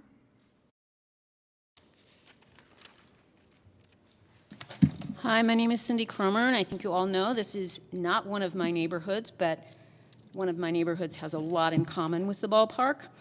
And I have been on the FBU-N2 zone for 6 years. This is a very dysfunctional zone, and I speak about it every opportunity I have. I have never seen a staff report from this planning division that made so many references to development agreements. Those are flags that tell you that this zone is not working, that this is not a good fit, that the staff has to bring up the option of development agreements so many times in the staff report. Now, these are not options that have been vetted in the community. They are being put out there as reasons that you can support this proposal. And a previous deputy planning director once described to me, development agreements are workarounds. That's exactly what's going on. It's a workaround the failures of the ordinance. There is no guarantee that the city will get housing at this site because the FBU-N2 is such a wild card, such a blank check for the developer. And because the development agreements that are mentioned have not been included at every stage of the public process, I think based on some recent arguments submitted to the City Council that we may have a flawed process in the works here because the public has not had an opportunity to look at these development agreements, and this caught me by surprise. It was a change made in 2021. I haven't been going to land use conferences. The housing loss mitigations calculations, which you have the authority to initiate a petition on and have not done, they have been failing for almost 30 years now. And it's just a joke. We are talking about displacement here of 6 residential units. There is no place based on the thriving study for those people to go. That's None. time. Thanks, Cindy. All right, and last up, and I'm going to probably say your first name wrong, Satch Combs? Please correct my pronunciation when you state your name for the record, and you'll have 2 minutes.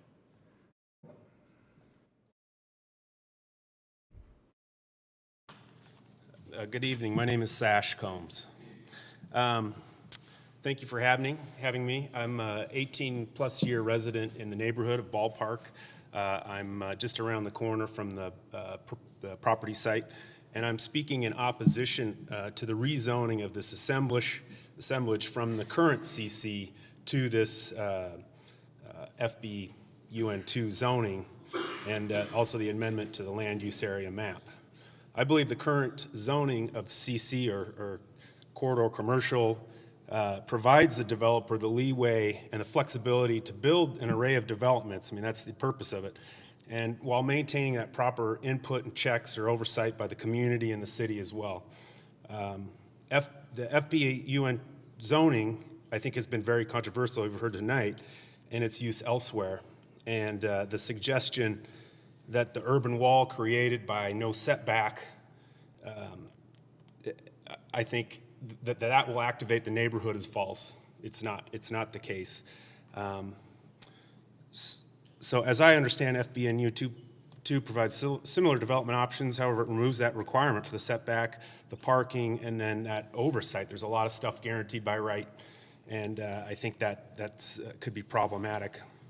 And additionally, there's no site plan by the developer, and so it's really hard to get behind this petition.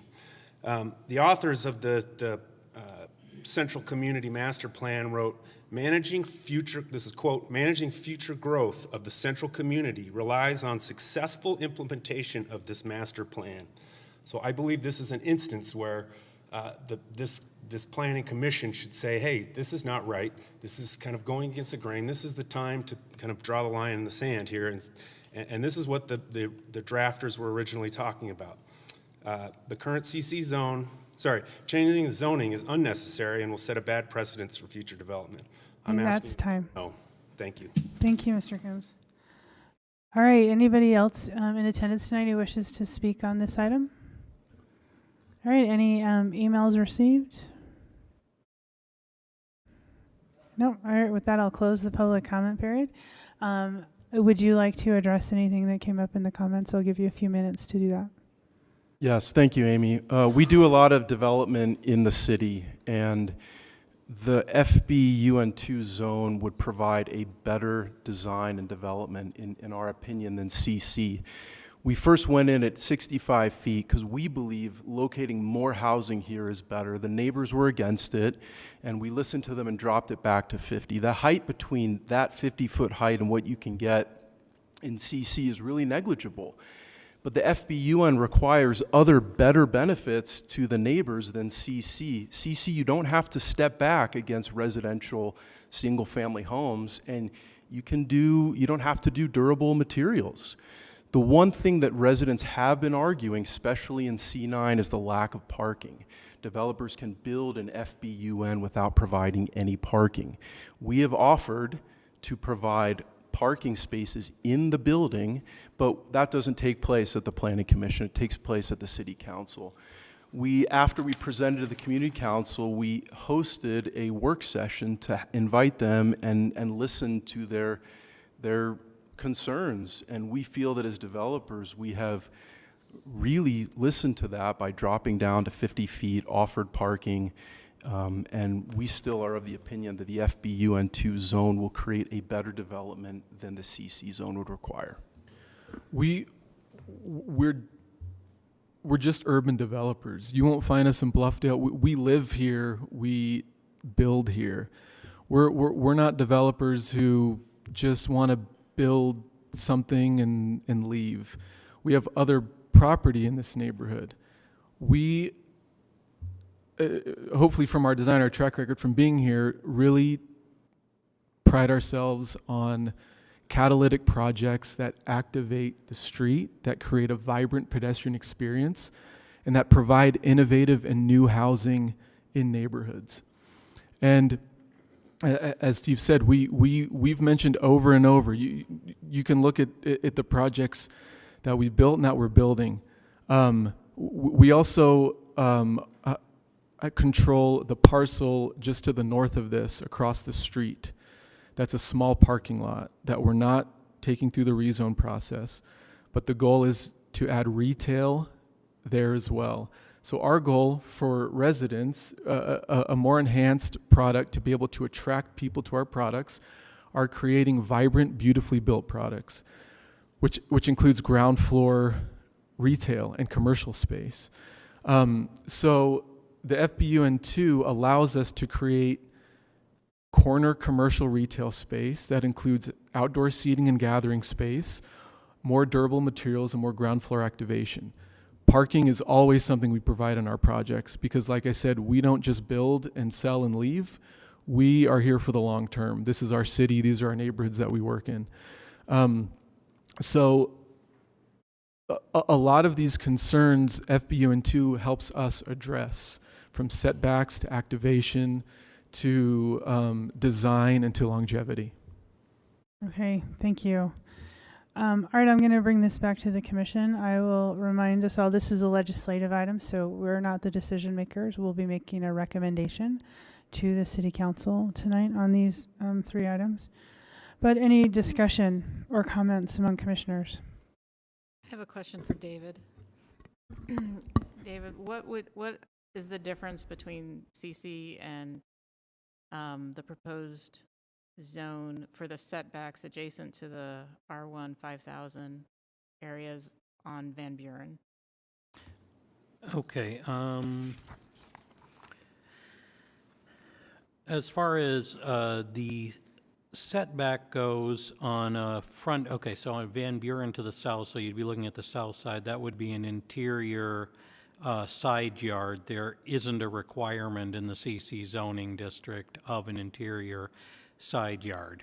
In the FBUN2, there's a requirement of 15 feet along a side property line that abuts a residential district that is less than 35 feet, otherwise none. So it would be 15 feet in that. And then there are the upper building step backs when it abuts residential that's below that 35 feet. It must be stepped back 1 additional foot for every foot of building height above 30 feet along a rear or side property line. So in the CC, someone could build without a setback up to the maximum height in the CC zone, which is 45 feet. I believe in theory, yes. When you do get additional height in the CC zone, you have to provide additional landscaping. So sometimes, and there are some buffer yard requirements. It depends on the specific type of development, but there's a buffer yard requirement. Thank you. Andreas? Yeah, just a question for the applicant. What do you get from the FB zone that you do not get from the CC zone? A better urban design, setbacks that we think work better with retail, and we're very familiar with the FB zone. We think it was created for urban development as opposed to CC, which was commercial corridor. We want to see better design standards in the city, and FBUN2 requires that. There also, it allows us to provide a higher ground floor where we can attract better retail. It gives us more flexibility for parking and for ground floor retail. And that's, as we've done in projects in the FBUN2, that's what we always provide. So it allows us to attract better commercial tenants and retail tenants with higher span ceilings on the ground floor and add more parking on site through that extra, that additional 5 feet in height that we get in the FBUN2 through a CC design review additional height. Thank you. And for staff, is that correct, David? You do have that flexibility with the commercial and what he said? Yes. Okay. Thank you.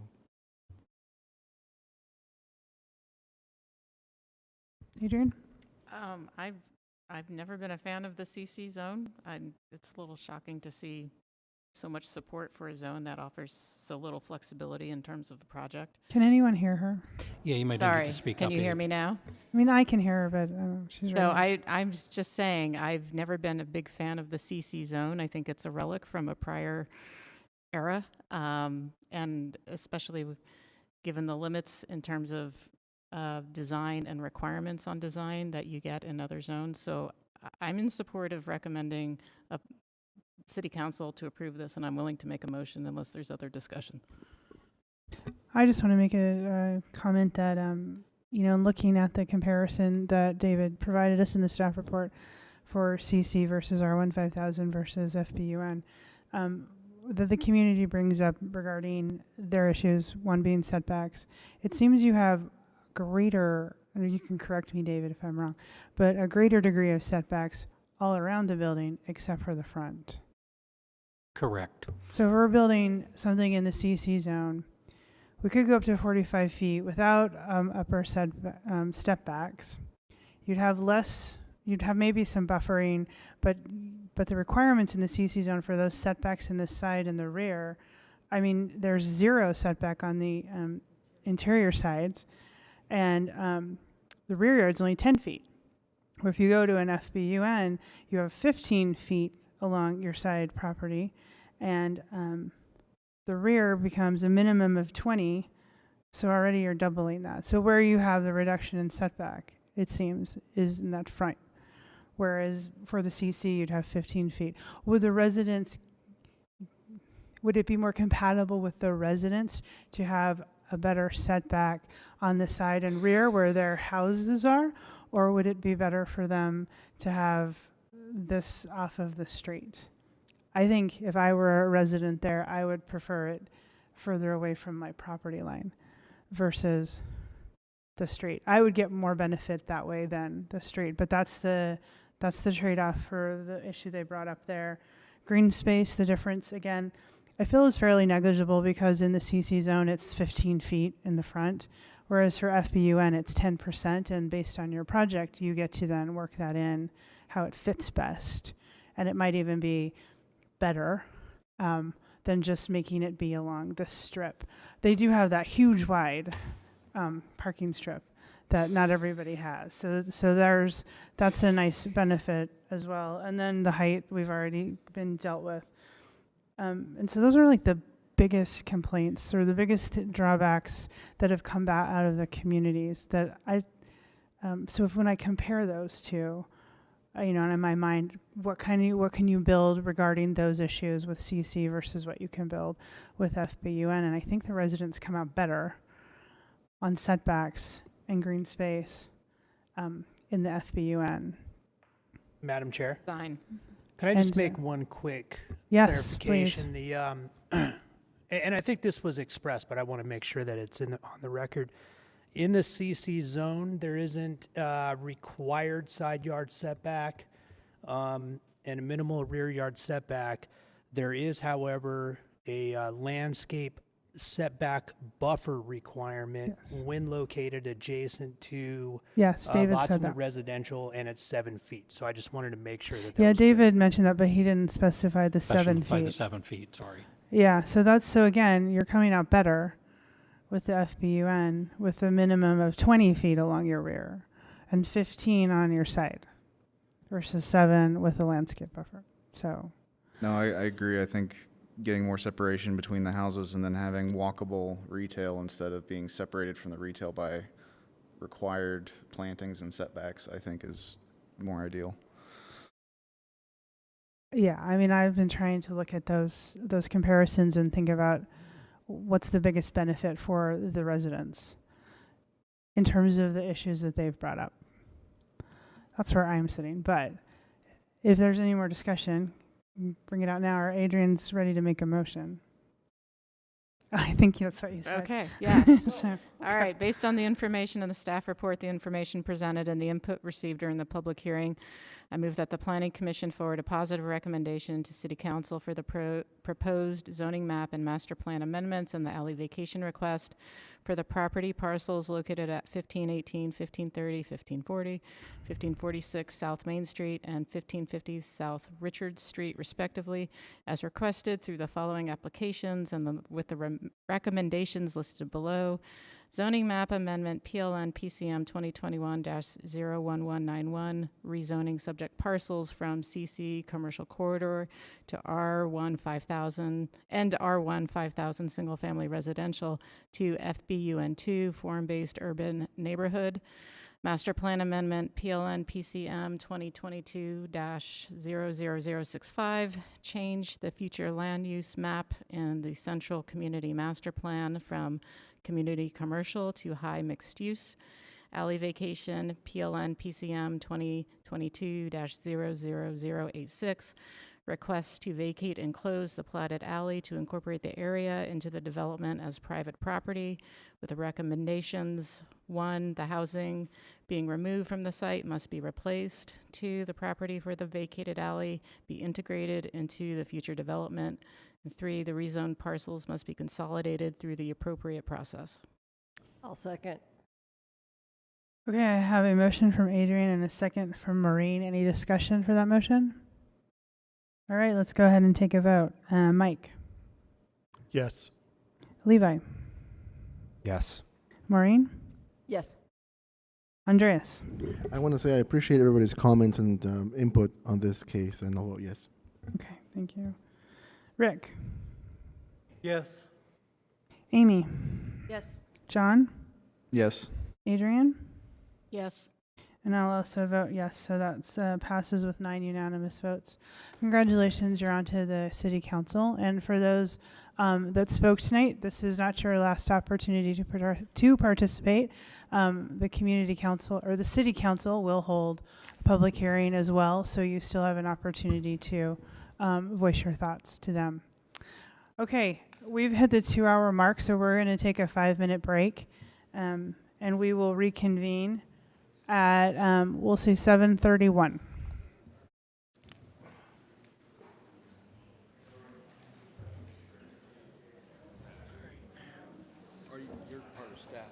Oh, yes, yes. David Gellner, planning staff. Gellner, yeah. One of the senior planners with the city. Thank you. I thought you handled it very well. Okay, thank you, everyone. Okay, I've got you queued up there. I don't want those slides up yet. That's Yeah, no, they're I'm like hip just pocket. making sure that it, And then there's just a website. okay, So so I got it queued up. All right. Yeah.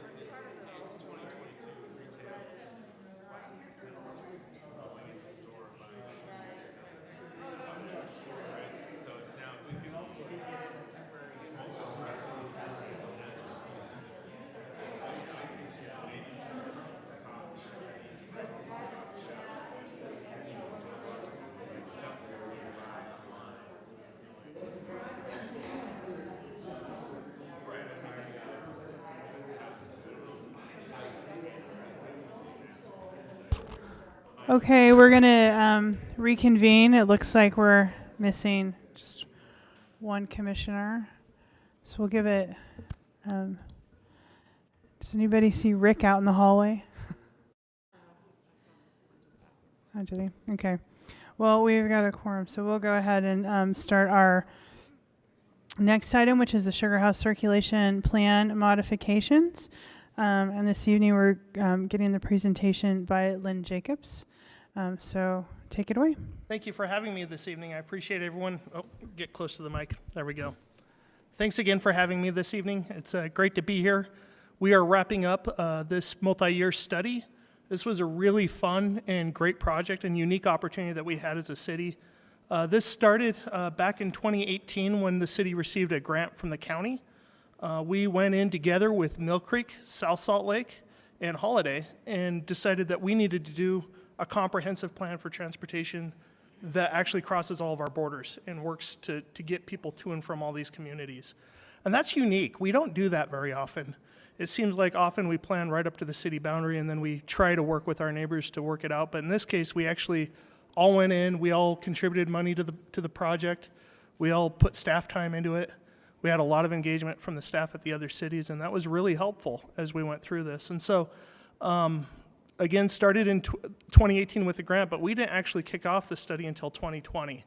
And great timing on that, because we started our study right around March 2020, and there was a little bit going on in the world at the time, and it made our civic engagement very unique and made us have to constantly be evolving and responding to the changing dynamics that we were experiencing out there. But at the end, we actually received a lot of public input on this study, and feel like we got a really good representation of what people thought about what we were doing and opinions and perspectives. And so it was really valuable for us to go through that process.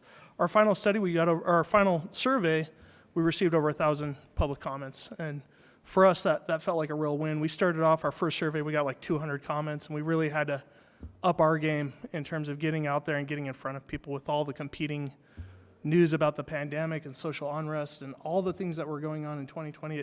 It was challenging, but really important that we went through it. We really needed to get this study done in that timeline. As you know, there are many of our roads in Sugar House that are slated for reconstruction in the next few years, and we wanted this study to inform what we were doing. And so that's really what's happened. And tonight, I'm here presenting to you what we came up with. So my intent with this presentation is to keep it fairly high level and executive. There's a lot of detail here. I'll try to hit on the things that are really important. Really love to hear your comments, feedback, questions, and make it as much of a conversation as we can as we move along. So the local link study consisted of two different elements or parts. The first part was a circulation study. The circulation study was really focused on how we better improve our active transportation connections between Sugar House, South Salt Lake, and Mill Creek. How do we get people to be able to walk and ride bikes? What gaps and barriers are out there to keep people from doing that? How do we make that work for people?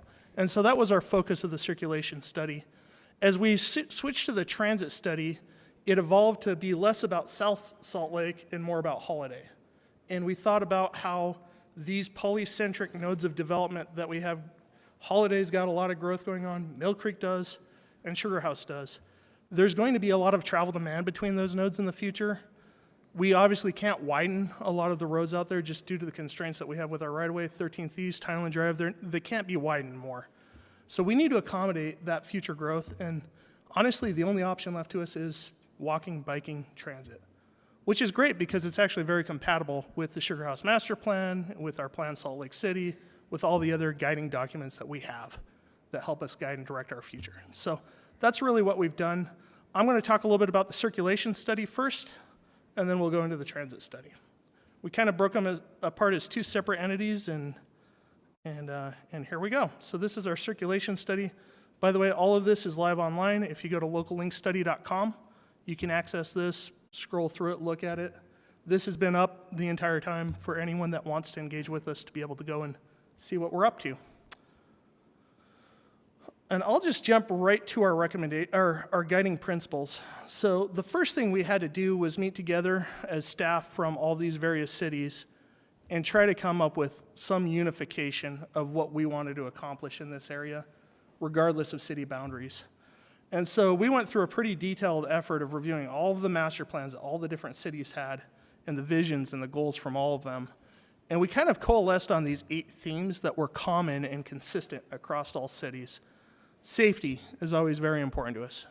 Equity, transparency and engagement, sustainability, choice, connectivity, health, and collaboration.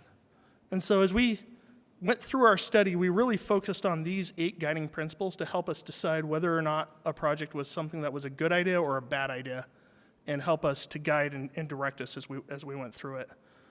And we created this vision as well together as all the cities, that we wanted a transportation network that connects to the Sugar House Business District, safe, inviting, sustainable, and provide comfortable travel choices for everyone.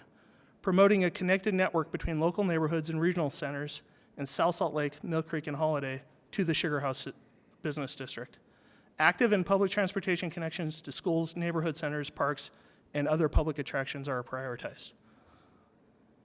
So with that, we went through quite a bit of work. I'm not going to read everything verbatim. I think we'd be here for hours if I did. So I'll just jump right to our recommendations. Our team came up with a total of 8 project recommendations, so things that we can actually build, things that need to happen. The first was we identified that the Parley's trail alignment through the Sugar House Central Business District is a gap. You come into Hidden Hollow from Sugar House Park, and it kind of just disappears, and then it picks up at the S-line, and there's a big gap right in there. And so our team looked at how could we connect those 2 points and make that gap close up. The second recommendation we made was complete street improvements along 2700 South. Now, it's ironic that we're talking about that. Today, we're resurfacing 2700 South and adding those complete street improvements literally this week. So that's actually already happening through a streets resurfacing project. The third element we talked about was complete street improvements between the Sugar House Business District and Mill Creek City Center, both on 13th East and on Highland Drive. We felt like, and on 9th East, there's multiple connections there, but it was really important that we connect those 2 centers for people to walk and bike from one to the other and not have to drive as they get around in this area. The fourth point was improving active transportation along 3300 South, which is actually in Mill Creek and is a UDOT road. So that presents its own unique challenges. The fifth point was to connect Parley's trail alignment through downtown South Salt Lake. So again, just like our gap in Sugar House, there's a gap in downtown South Salt Lake. And so we looked at that together and tried to think of how we can make that Parley's trail really connect well all the way across. Complete street improvements along 2100 South, which is a really hot topic right now. 2-way bike lane facility around Sugar House Park. And then finally, we identified a number of intersections that need some sort of improvement to make them more comfortable, more safe, more inviting for people to walk or ride their bike. We also came up with some program and policy recommendation related to placemaking, paint markings, wayfinding signage, bike parking. We developed a new acronym, TROD, instead of transit-oriented development. It's trail-oriented development, with the idea that as Parley's Trail further develops, that we can actually have our developers front on that and focus on that trail as an amenity and a way to boost their development. Traffic calming policies, and then finally mobility hubs at key locations, so places where people can really connect to our transportation network better. There's a lot of data here. I think I really want to focus on this map, which is our recommendation for the Parley's Trail through Sugar House. We have come to this realization that there is no one great alignment for Parley's Trail through Sugar House. There are a lot of great alignments for Parley's Trail through Sugar House. Sugar House is a destination for a lot of people who are using the trail. And so in a way, I like to use the analogy of a braided rope, where you have the trail coming in along the S-line from the west, and you have the trail on the park from the park on the east. And in between those 2 points, it's almost like it unbraids, and there's multiple paths that people take depending on their destination, comfort level, desire for what they're wanting to experience in that area. That being said, we still need to have an official, really good route for Parley's Trail in that area. And so on this map, you'll notice that there are multiple lines that we've drawn. We believe all these connections are important, but we really want to emphasize what would be the best connection for Parley's Trail. And our study is recommending that the green alignment that you see here that kind of goes from Hidden Hollow through the Sugar House development. I wonder if I can just run my mouse there. There we go. Through the Sugar House Common developments over to Highland Drive, across at the new Hawk signal that we just built on Highland, and then in front of the Sugar Alley development, the Zions Bank, and then back over. Seems to be the most direct and comfortable route for people to take in the future. Obviously, it's not there today. Our Highland Drive project will actually be building a big shared use path on the west side of this road to implement this part of the Parley's Trail and create that part of the path within our public right of way. And then we've been hearing that the Sugar House Commons project is wanting to redevelop sometime soon. And so keep this in the back of your mind that at some point you'll see that come back, and wouldn't it be great if we could get Parley's Trail to connect through Sugar House Commons from one end to the other? That would really make a great connection. In the meantime, we still have a good path on Wilmington, and that's the current alignment for the Parley's Trail. So while we wait, we still have a path, but we really see a vision where we can make a much better Parley's Trail through Sugar House that is more attractive, more comfortable, and honestly easier for people to use. So that's a big recommendation from this project. I want to jump to one more. I'm going to just jump way forward here for a minute, if you guys don't mind. And as I said, all this is available online. Hopefully you've had a chance to review some of this.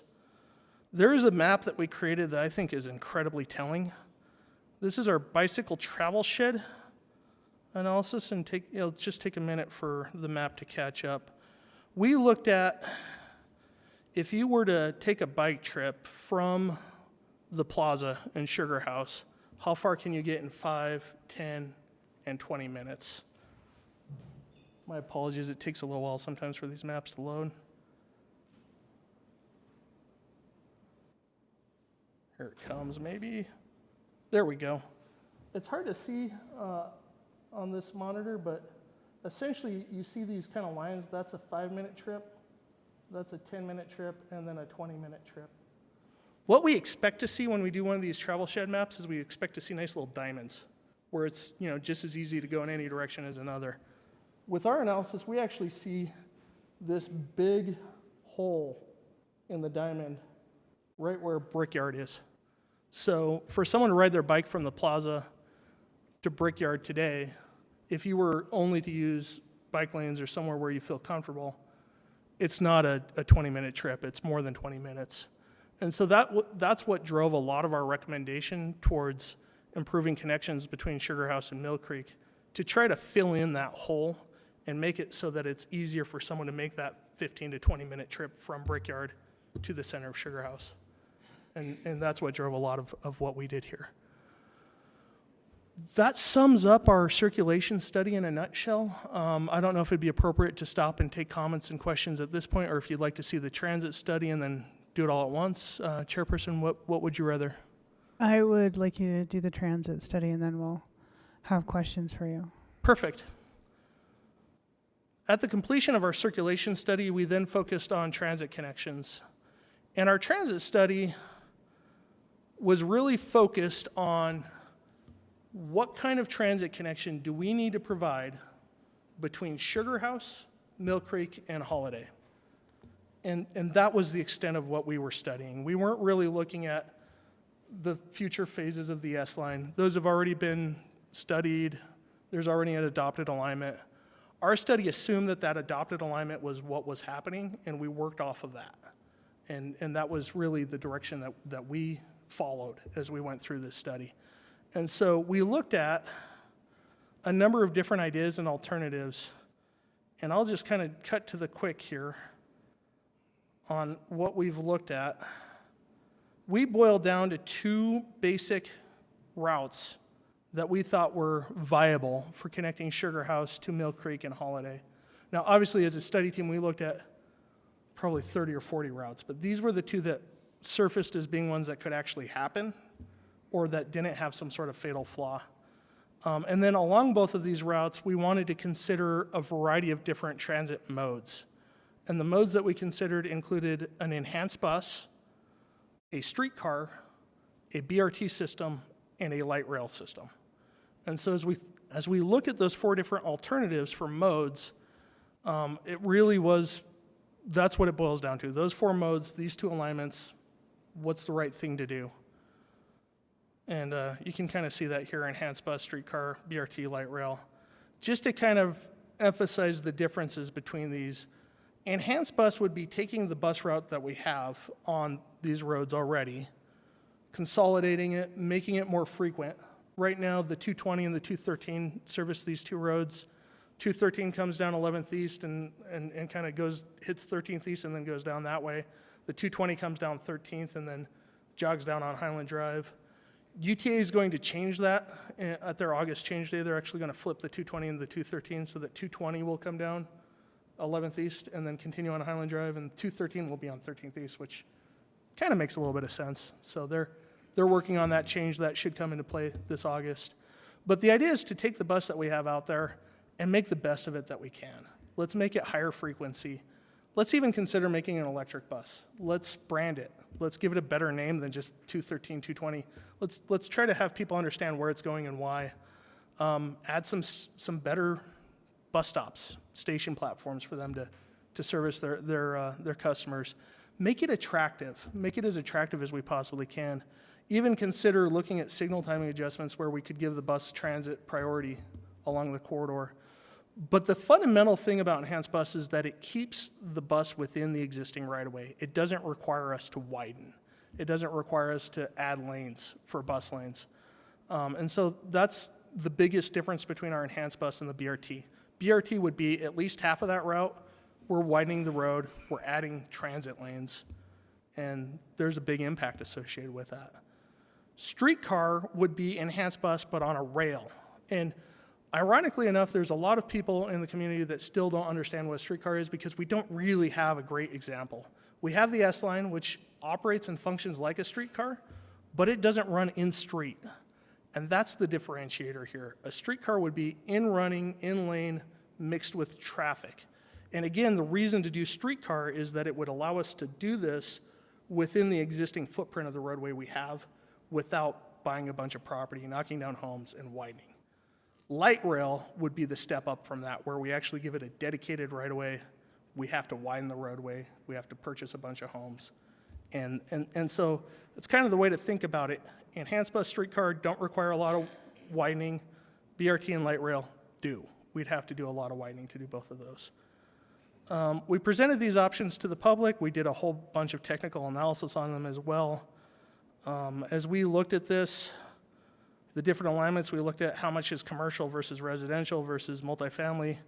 The big differentiator happens south of the merge between 13th East and Highland. And as you get further south, Highland Drive becomes a lot more commercial. 13th East becomes more residential. North of there, it's a little different. And fundamentally, what we came down to in the end and what our recommendation is that we do the enhanced bus on Highland Drive as a temporary or interim solution for the next 10, 20 plus years until we actually have enough ridership using it to justify going to a higher quality streetcar or other type of technology that gives us a high capacity, high service, high frequency type facility. So that's our recommendation, based primarily on our technical analysis, but also on a lot of public input that we got. Okay. With that, turn the time back to you. Okay, thank you, Lynn. I don't want to kick it off, but I can. If anybody else has, commissioners have questions, I'll let you guys go first. I just have a quick one about the streetcar versus the bus. Is there a capacity difference between those two? There is. Our streetcar vehicle has a slightly larger capacity than a bus, which is why we view that as a higher capacity system. Ultimately, we think that these communities need better transit. We can't widen the roads. We're going to have travel demand. The only way to service it is with transit. And so that's why our recommendation is what it is. We don't see the streetcar as being something we can afford and build right now or in the next 10 to 20 years. But someday we're going to need something better than just a bus. And that's really what our recommendation is. It's a nod towards someday we're going to need better than this. It's not going to be enough. But for now, it's what we can do. Okay, let's go to the trails section. So Perfect. I'm curious as to why you did not include McClellan Trail in your priorities. Because right now it takes you to the liquor store and then it just is faded. So why is that not one of the priorities to connect via trail to Mill Creek? That is a fantastic comment, and actually I think the first person I've heard bring up that comment. So I think the reason why we didn't look so much at the McClellan Trail was the concept that our scope was focused more on our road on the roadways that we have out here, the Highland Drive, 13th East. But that's a really valid comment. So I think that was a missed opportunity, Yeah. and I really missed, because if you're going to focus on Parley's Trail, which we'll talk about my next question, but the McClellan Trail has a lot of obstacles. It does. Namely Greystone, right? So that was the only trail connection that peters out at Elizabeth Park there, right under the viaduct, or right under the freeway. We have no idea on an alignment. Yeah. This would have been the opportunity to actually Connect address that, to get a north-south trail along that line, which is the vision of the McClellan Trail, to get you into Brickyard via foot or bicycle. And so you've missed that opportunity to expand that trail that has been talked about for a long time. Oh, for sure. So I'm disappointed in that's not being included in this. And I think that it needs to be, if we're talking about trail circulation from the business district to Mill Creek. Absolutely. You can talk about your enhanced bus and whatnot, but if you're going to talk about a trail, this is the only one that's going to get you there. So if I may, I will open up our cut sheet for the connections between Mill Creek and Sugar House. And you'll have to forgive me, it's been like a year and a half since we finished the circulation study, so there may be something here and I'm just not recollecting it. So if you give me a minute, I'll pull it up. It's amazing how long it takes to get through as much as we did. And the pandemic definitely delayed us about a year, just to put that in context. But there is a big challenge there at Greystone, and we did not resolve that challenge. That is still an outstanding issue. Well, of course, Really yeah, it good is, point. because it's not even on your priority, so. Yeah. The pink line that we're showing here is the currently planned McClellan Trail, and as you point out, it doesn't connect to Brickyard. It kicks back over out to Richmond Street before you get down there. So. Yeah, so I don't think we're having a complete circulation plan for trails if we're not looking at that trail to get you into Brickyard, to give you those choices. Sure. That's the only game in town to get you there. So that's a missed opportunity for this circulation vision. The four routes that we really focused on were 13th East, Richmond, Highland Drive, the McClellan Trail, but we didn't connect it all the way to Brickyard, and then 9th East. So Yeah, so I think that was, that little last little piece of the McClellan Trail. it's a big piece from Elizabeth, from the freeway to Brickyard. It's a big piece, but. Well, from Elizabeth to Brickyard, there's already a plan in place. As you can see, the pink line there is that's the plan for McClellan Trail. Well, I guess it'll get you to Greystone, and then you got nothing, so. That's the problem, that last piece. Yeah, so I'm demerit. Okay. We'll Yeah. move on to the. Noted. Thank you. We'll move on to the Parley's Trail. I think that this is my neighborhood, so I know this neighborhood well. Why did you not have a path that gets you off the streetcar, you go slightly east, and then you jog through that new opening of the Behemoth Sugarmont thing to the new road, Elm Street, that would then connect you exactly to Wilmington. If you go up Sugarmont, you have to jog over, because Wilmington doesn't align with Sugarmont exactly. The new connection down Wilmington through through the Sugarmont apartments. Yeah, that connects you from McClelland to Highland they're calling it Elm Street, and you can access it if you get off the streetcar and you're on your bike, you cross the street, you basically go up, 60 feet, and then you can go through that opening and hit Elm, and then you're aligned perfectly with Wilmington. That is a fantastic route for people But to that's take. not even listed on here as an option. If this is our cut sheet for the Parley's Trail route, and we identify that as a possible pedestrian path, and people can ride their bikes on there. That Paseo and that road, that Wilmington Road, are private property. It's not city right away. Oh, I know, but the road is connecting directly to Wilmington. Mm-hmm. So, but so is like all of these other right through the commons that's private. That's not public either. As we looked at that, that was just recently developed, and the development agreement requires them to maintain pedestrian and bike access through there. But we didn't think it was this is the Parley's trail alignment, because it's not really designed as such. We're trying to find the one that we can get to be, this is the trail.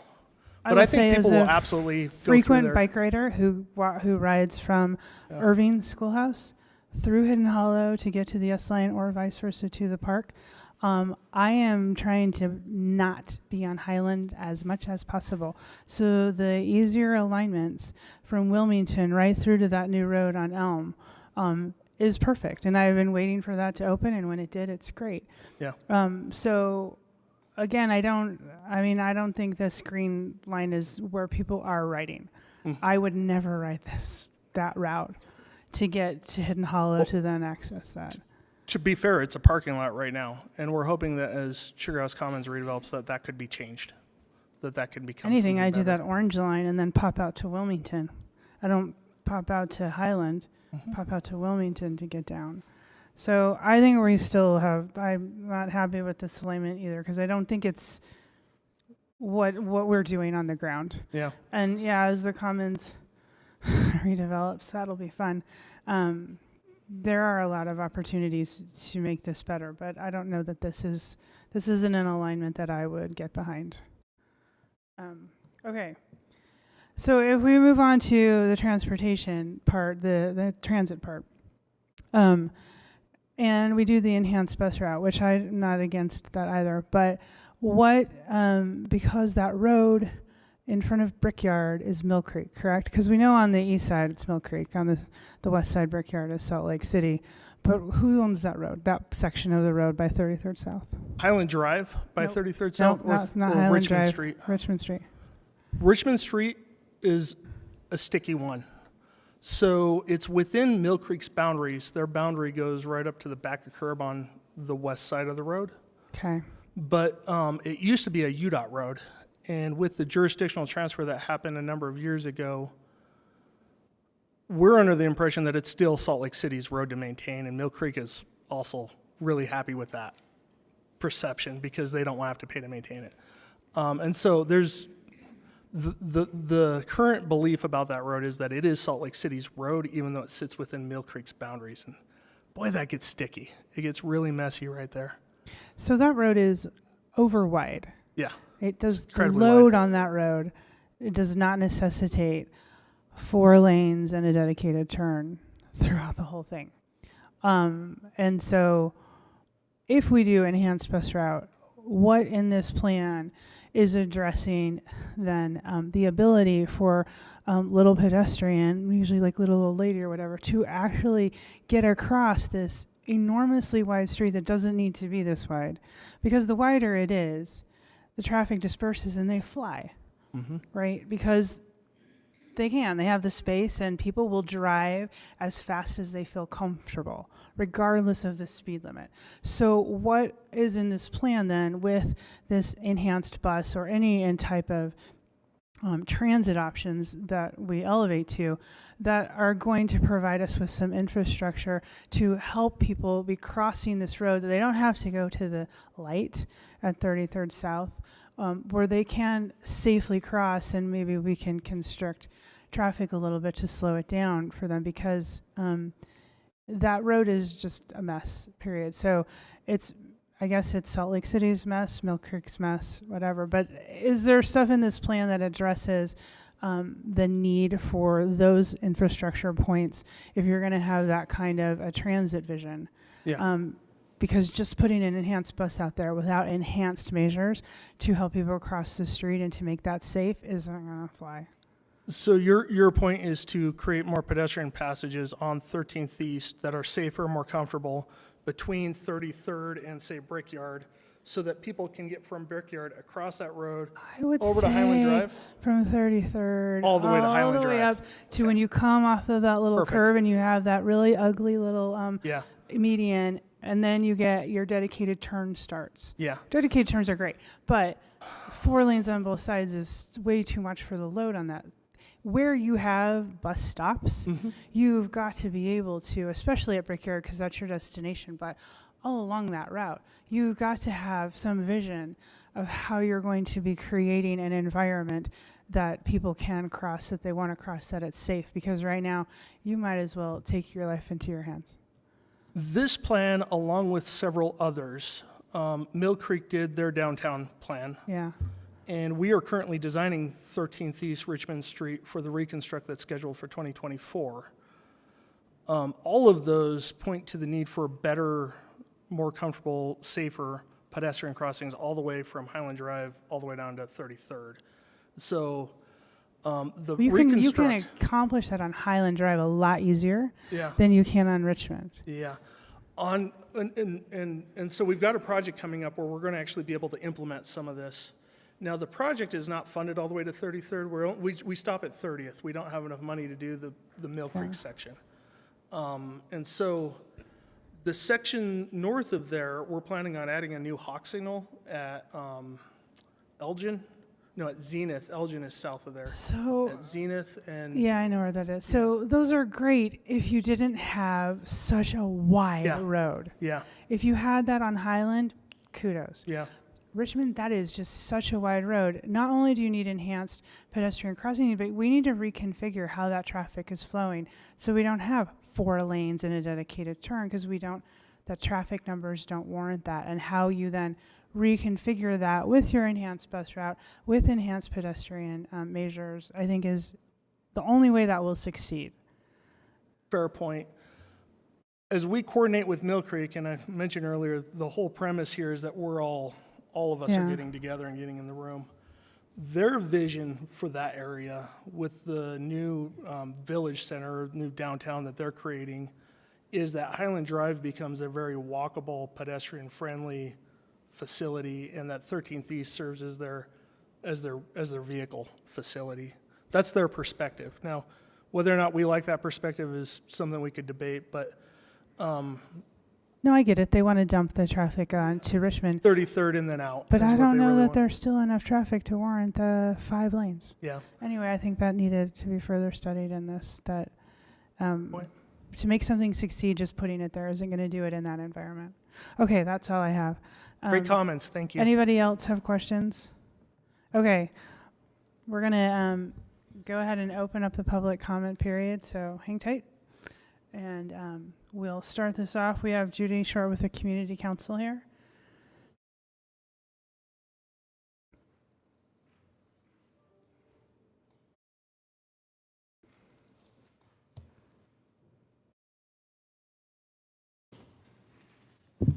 I feel like Lynn has been my new best friend for the last 2 or 3 years. Every Zoom meeting, he probably came to the community council every other month, and the transportation committee on the opposite months. So he was always around. We did the circulation and streetscape. Oh, Judy, amenities speak more into plan. the microphone, will you? I'm sorry, for the Sugar House Business District in 2013. That was a big study where the Sugar House Community Council, with participation from many residents in the area, took the position that the streetcar alignment should go up 21st South rather than 11th East. I've attached my letter from the City Council. We reviewed this current plan in the Land Use and Zoning meeting a week ago because the Transportation Committee wasn't meeting, and agreed that's still our preference.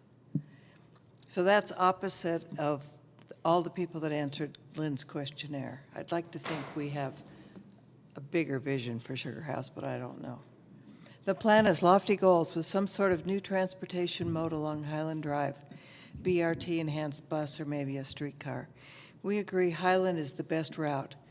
Plan 13th East is difficult because of the bridge over the freeway. So the plan is building on previous transit plans, including Plan Salt Lake and the Salt Lake Transit Master Plan.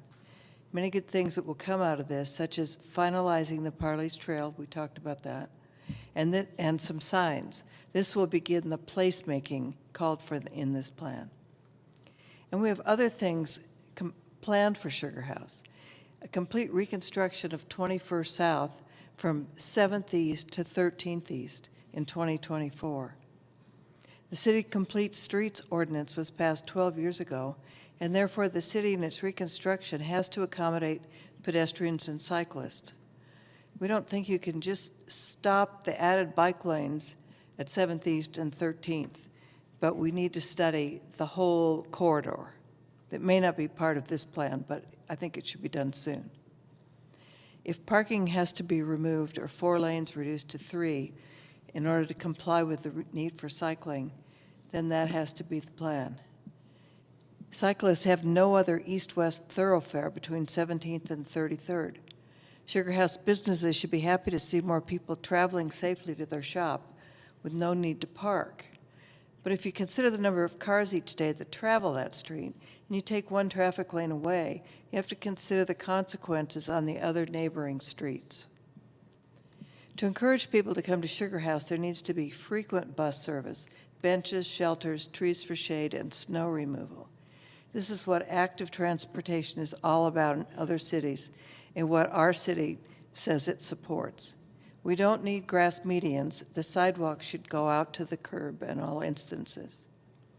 Nowhere do we see any mention of the 13th East reconstruction of the I-80 bridge and reconstruction up to 21st South.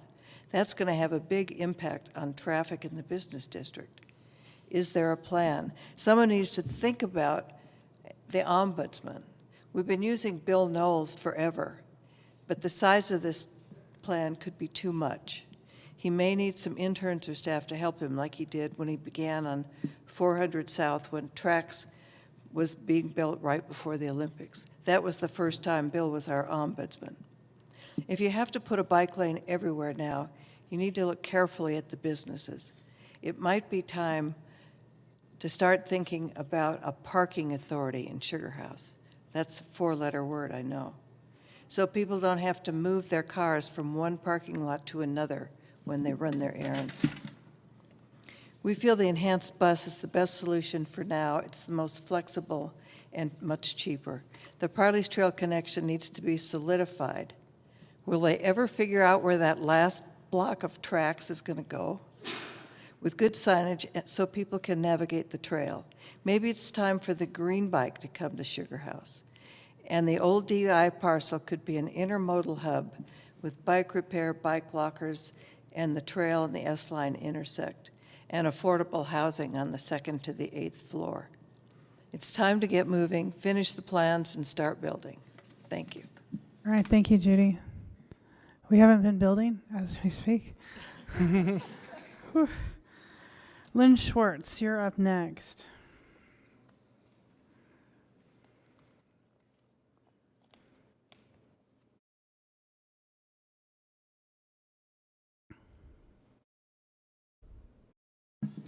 I'm Lynn Schwartz. The Local Links Alternatives choice should be enhanced bus service. This is the most flexible, easiest to implement, least costly, least disruptive, and if electric buses are used, will cut pollution and improve air quality. Tying transportation alternatives to a fixed or light rail system assumes growth will go in an unchanging and totally predictable way far into the future.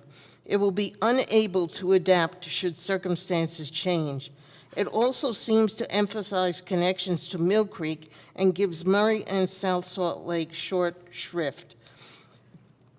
It is the least flexible, hardest to implement, most expensive by far, most time-consuming, and most disruptive. All right, thanks, Lynn. Next up, we have Ann Thurston.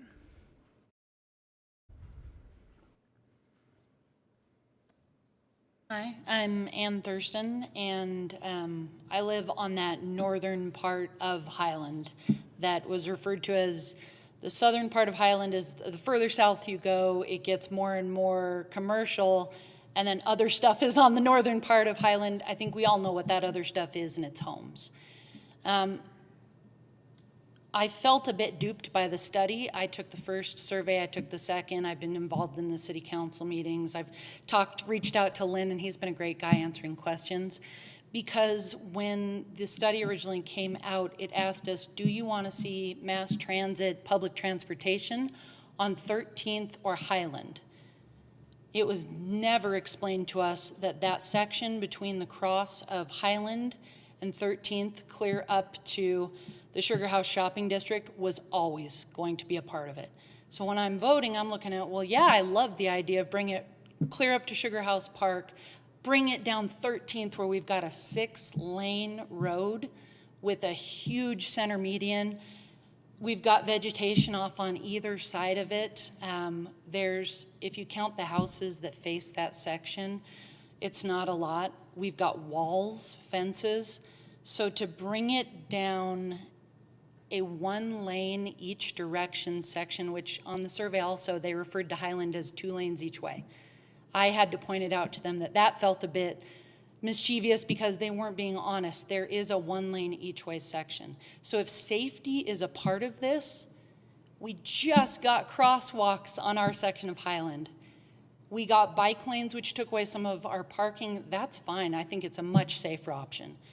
Putting the enhanced buses, I love the idea, especially if we can go electric, as the previous speaker said. But putting a shared lane, whether it's any type of train, trolley, what have you, really scares me when we've got one exit on my east side of Highland. That's time, man. I have 1 lane out into 13th, so Highland's my only option. Okay, thank you so much. All right, and next up is Soren Simonson.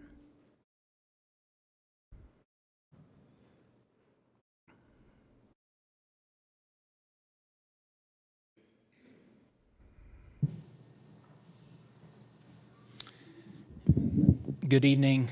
Can you hear me okay? Yep. All right. I'm Soren Simonson, a longtime Sugar House resident. First of all, Commissioner Amy Berry, thank you for your thoughtful questions and comments. I think they reflect many of our feelings as well, and I won't repeat any of what you've already asked. The Sugar House Master Plan was adopted in 2001 with a minor update in 2005. It recommends a tracks connection from the main north-south line to Foothill and potentially beyond. The 3 critical decisions, or shortly after that plan was adopted in 2001, South Salt Lake unanimously opposed the development of a transit corridor where it now exists. The 3 critical decisions that reversed South Salt Lake City Council's decision and unanimously supported the streetcar development were a low-speed circulator connecting essential services, connecting to regional transit services at both ends, and connecting especially to the green space at Sugar House Park. The original planning of the S-Line envisioned a circulator connecting downtown South Salt Lake and Sugar House and connecting all the way to 1300 East and Sugar House Park. The residents of Sugar House have largely continued to support this preference. This study perpetuates what I think is a flaw in the subsequent Phase 2 alignment study for the extension of the streetcar up Highland Drive and 11th East. Sugar House Park is not only one of the most important character-defining features of Sugar House, it is also one of the most frequent destinations on a daily basis. As the growth of homes without yards increases with the planned urbanization of Sugar House in the business district core and now Mill Creek, this use will only grow. The alignment alternatives, which is mainly what I'm referring to, perpetuates that alignment of streetcar on 11th East and Highland Drive, which the community largely opposes. It would be ideal to connect whatever this major north-south route is to Sugar House Park, as well as all of the other major destinations. That's time, Soren. I say one more quick thing not related to this. It is time to update the Sugar House Master Plan. You're our voice of the community. I would like to ask that the Planning Commission, since you don't have public comments or a way to make that, I would like to see you help us initiate a Sugar House Master Plan update. Thank you, Soren. Thank you. Thank you, Soren. Anyone else here in attendance wishes to speak on this item? Okay, any comments to the emails? Wayne or Casey, any comments on emails? Okay, with that, I'll close the public comment period and bring it back to the commission. Any thoughts, comments from you all? I didn't say anything about okay, so I'm just going to say this is a huge project. It's a behemoth. There's so much going on in this area. So I do commend how much you tackled, regardless if I disagree with certain parts of your outcomes. In speaking to the comment we just received about phase 2 of the circulation plan with the streetcar, it's always been my belief that the formula used to determine the preferred alternative was flawed because it gave points for population along the routes. It counted a population for Sugar House Park as 0. It counted population for Highland High as 0, which if we had correctly actually given them some points for them being destinations, I think that route would have far outweighed what we did. So, to bring that back up, I do think, I understand why you just went with the preferred alternative. But yeah, at some point, I've always thought I'm going to have to advocate for a relook at that because I don't think that formula was remotely accurate. If I may speak to that, if you don't mind. Yeah. I think what we were really focused on was the grant that we submitted to the county was really about connecting Sugar House, Mill Creek, Holiday. Yeah. And so we had to take the resources we had and focus on that. Totally understand you. Everything else is super controversial and complicated, and but our assumption was it's in place. I will speak to our modeling. As we looked at this, if we didn't have the connection to downtown or to the U, there was not a lot of ridership that we generated just connecting Sugar House to Mill Creek and Holiday. That there's not enough demand there right now or in the near term. So, but someday there will be. Yeah, I probably just made those comments too, for the record, just to put me on record. Thank you. Anybody else have comments or questions or concerns? This is a legislative item, so we will be making a recommendation to the City Council. Amy, are you recommending any changes to the plan that would go into a recommendation to City Council?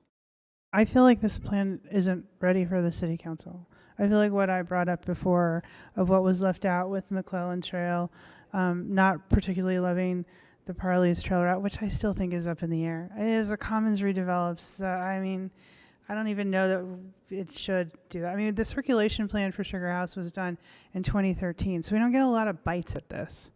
But I don't like what's in this, but I think the opportunity for it to be better is coming, and so it might just be like, here's the temporary route. Yeah. But leaving out McClellan Trail is a big deal. I think we have really good connection trail-wise to South Salt Lake with the Greenway. I love the Greenway, and I love traveling on it. So I think, though, that with looking at the transit option, enhanced bus is great, but we've fallen short of all the needed parts to make it work or make it viable. And so I personally don't feel like it's ready, although you did so much work and I can totally see it, and this is all very complicated. But where I'm at is that it still needs work, and I don't know that that's appropriate for the commission to identify all those parts to the City Council. It's either, we recommended, I'm not really recommending changes. I would be more recommending go back and work this out. So I don't know that that's appropriate for like a condition or a. I think you could address those in a motion that, we recommend the plan subject to the group addressing these issues in the final plan that's presented to the City Council. Whether they do that is not up to us. If I may speak Lynn, to let's that hear for a it. minute.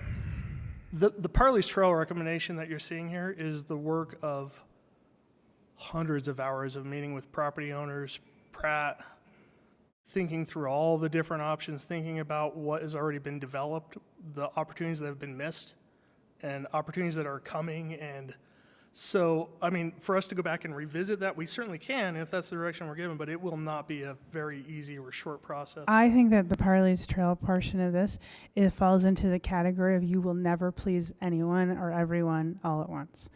I totally get that. I would just recommend that you just say, this is the alignment we think is best for now. Yeah. The temporary alignment, but not the, like, here's the alignment for this trail. Because we continue to have moving parts in that missing segment. We should have 5 alignments. It should go Yeah, every you'll way never you can please go. everyone, so I get that. If I may speak to the McClellan Trail for a Mhm. minute, the issues at Greystone, I mean, there have been study after study after study that have tried to solve and answer that. And to my understanding, we've never been able to solve that problem. So if you make your motion contingent on that, it might be impossible for us to solve that issue. I hear you. I don't know that you have to go through Greystone, but to not put the McClellan Trail in this circulation plan The Brickyard. is the problem. It is Your in the plan. alignment to it is still up in the air. Again, you won't make everyone happy, but to leave it out of the circulation plan is a huge problem for me. To be fair, I misspoke earlier. It is in the plan. It's that pink line that you see in the middle. Yeah, it's shown on the plan. We just don't get that connection to Brickyard that we so want. That's what's missing. Yeah. So, if there are no other thoughts or whatever, we can have a motion. If somebody's ready to make a motion.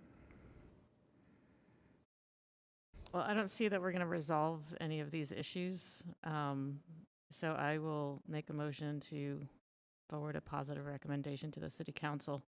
Based on the information in the staff report, the information presented, and the input received during the public hearing and the discussion at the Commission, I move that the Planning Commission recommend that the City Council adopt the proposed modifications to the Sugar House Circulation Plan. I'll second that. Okay, I have a motion from Adrian and a second from Mike. I feel like we've had enough discussion, so let's go ahead and take a vote. John? Yes. Amy? Yes. Maureen? Yes. Rick? Yes. Levi? Yes. Andreas? I will vote yes. Mike? Yes. Adrian? Yes. And I vote no. So that passes 8-1. Thank you all for your time this evening. It's Thanks, been Lynn, wonderful. and I do appreciate all of your work. Thank you. It's been a wonderful project. I've really enjoyed it. So thank you all. Well, I don't know what you've been smoking, but thanks Oh, for I'm saying crazy. that. I don't know about that. All right, we'll move on to the next item, which is Ballpark Station Area Plan. This is going to be case number PLN PCM 2022-00323, and the planner on this project is Nan.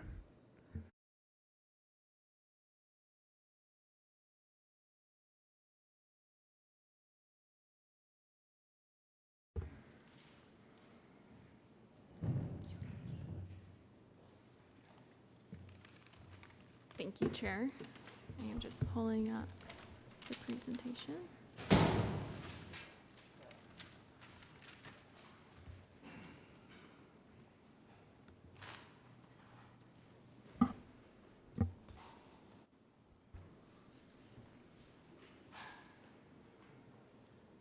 The purpose of this presentation, are you able to hear me? No. I hope this is better. The purpose of this presentation is to review modifications made to the Ballpark Station Area Plan as a result of the June 8th work session meeting, to receive additional comments from the Commission and the public during the public hearing, and possibly make a recommendation to City Council on the small area plan. The Ballpark Station Area Plan was initiated by the mayor in December 2020. The consultant was GSBS, who staff worked closely with to identify goals for the future development of the community. The Station Area Plan is intended to capitalize on community assets and guide future development and redevelopment in the community. The small area plan's boundaries are within both the Central Community Master Plan and the Downtown Master Plan. The boundary includes the neighborhoods within I-15 to the west side of State Street and 900 South to 1700 South, as reviewed during the Commission's work session and the Community Council meetings. The key concepts of the plan include the proposed 6 big moves, goals, strategies, and actions in the plan, a future land use map that will guide development and redevelopment in the area, future transportation improvements, and the creation of a festival street on West Temple. When the process first began in December 2020, the consultant and city staff spent approximately 9 months identifying goals and meetings with community members and stakeholders.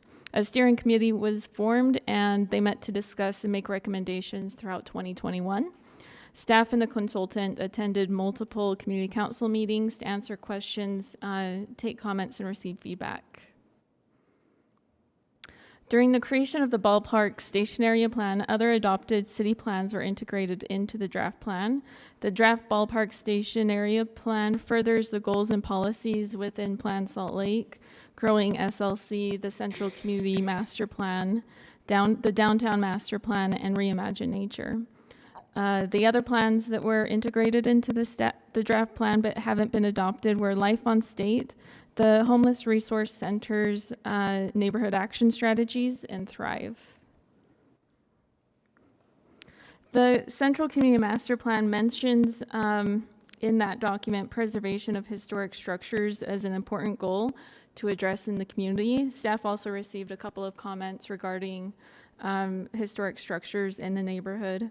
While there are some structures in the community that are eligible historic structures, the only portion that's within the National Historic District is on the upper northwest corner of this map, and it's just barely within the ballpark station area plan boundaries. And additionally, there also appears to be a limited number of structures that are considered to be eligible historic structures that were previously surveyed. During the Planning Commission's work session on June 8th, several key topics were brought up and discussed. Some of these items of discussion resulted in modifications to the draft plan, while others are addressed here or in the staff report by reviewing other areas in the plan that would affect the item, or a discussion of the reasoning behind the initial decision. The majority of the discussion during June 8th work session was concerned about direct access for bike routes and possibly having bike routes on 1300 South. On page 12 of the draft plan within the strategies and action section, it's recommended that a future study be conducted to reconfigure 1300 South to allow for different modes of transport. As a result of the work session discussion and further calibration with the city's transportation division, the implementation plan in the draft plan was updated to include the process for this future study and technical considerations for the implementation. Another concern in regard to connectivity and accessibility was whether there's sufficient sidewalks, or crosswalks rather, from the track station to the south side of 1300 South. The draft small area plan proposes a sidewalk to the east and west sides of the UTA crossing barrier on 1300 South, in addition to a crosswalk at West Temple. There's some concern that there was discussion about adding another crosswalk there, but there was some concern that adding another crosswalk at that location would create a safety concern since that rail crossing was so close. The other item of consideration was a bike crossing on Paxton Avenue at State Street. The pedestrian bicycle master plan recommends an east-west bicycle route on Herbert and Yale Avenues and would include an improved crossing across State Street. Because State Street is a state-owned street, coordination with Utah would be needed to determine the type of crossing and the time frame of construction of that crossing. The type and time frame of that crossing installation would be determined during the collaboration with UDOT, since it is a state-owned street. An action item that was called for raised crosswalks was also corrected. On page 20 of the draft plan, the action item was modified so that the improved pedestrian crossings would highlight the pedestrian and calm traffic instead of asking for a raised crosswalk. And then the final transportation item that was addressed was to ensure 1700 South as a multimodal route. Page 19 of the draft plan recommends an urban-style track station. It also recommends last-mile connections to the surrounding neighborhoods and uses, and recommends implementation of appropriate transit-supportive zoning. There were 2 comments on the future land use map during the last work session as well. The first was to extend the heart of the neighborhood along the north side of Paxton Avenue. These properties located on the northeast of the ballpark station are, north of Paxton Avenue, are limited in size and owned by many different property owners, and this would inherently limit redevelopment potential. Additionally, while the heart of the neighborhood designation recommends a transit station area with heights between 8 to 10 stories, it's not expected that the entire heart of the neighborhood would include this type of development. It's expected that there would be transition areas in appropriate areas within these spaces. The final item of concern was over Jefferson Park mixed use area on the future land use map. This land use designation was created in response to a number of public comments received.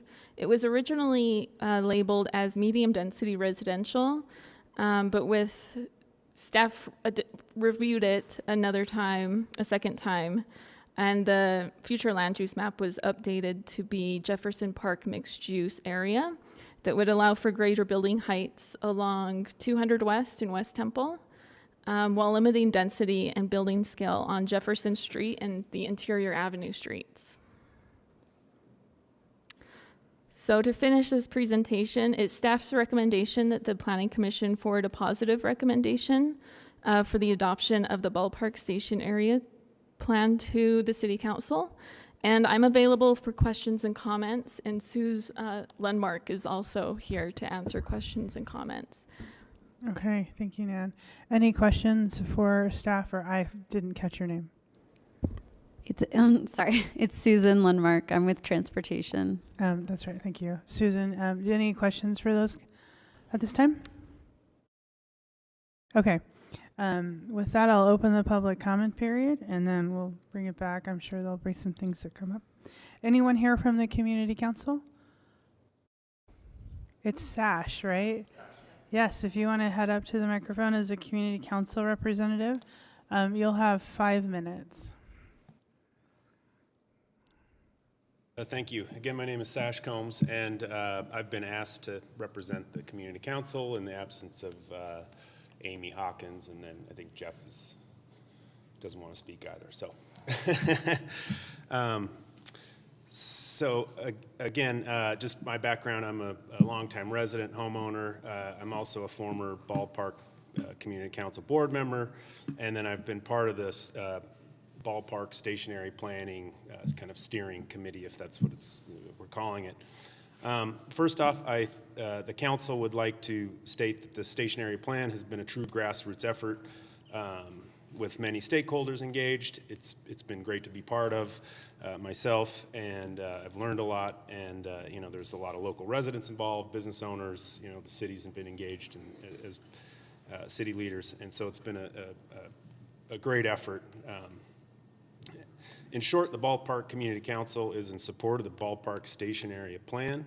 However, the Community Council is asking for an extension to the timeline to allow for further commenting and updating in some areas. So let me explain a little bit. We believe that the stationary plan has done a good job upon building upon the existing central community master plan and kind of adding that refinement as needed. It recognizes that unique blend of the residential neighborhood and that surrounding retail, and I think it's done a good job kind of recognizing that that's what ballpark is. It's stated that, you know, in order to maintain the fabric of the neighborhood, the walkability and pedestrian-friendly nature, the new development should be compatible to the existing structures in terms of size and scale. You know, this was the theme in the Central Community Master Plan, and then it's kind of carried into this ballpark station area plan. The areas that the council feels that there could be more input and additional focus is these kind of 4 points: importance, you know, kind of the importance and the priority of the green space and trees.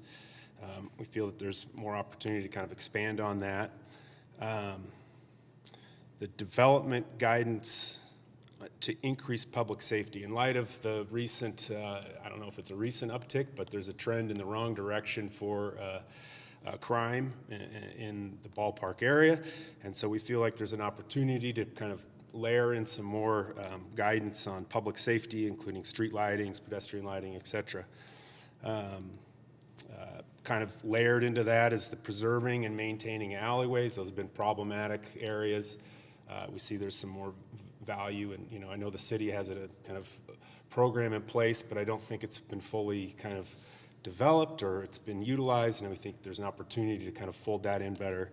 And then the need for kind of increased in community engagement through the increased in owner-occupied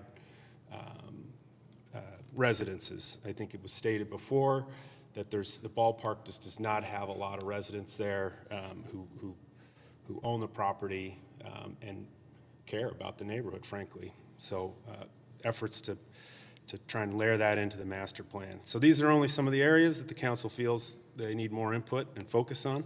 And again, we see it as this, you know, this ballpark stationary plan is a step in the right direction. And we're just asking for an extension of the timeline to kind of further develop the inputs and updating. So thank you. Okay, thank you. All right, next up we have Claudia Johnson.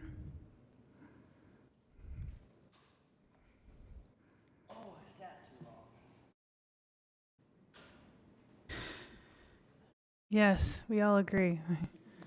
I know the feeling. And that's the silent majority out there.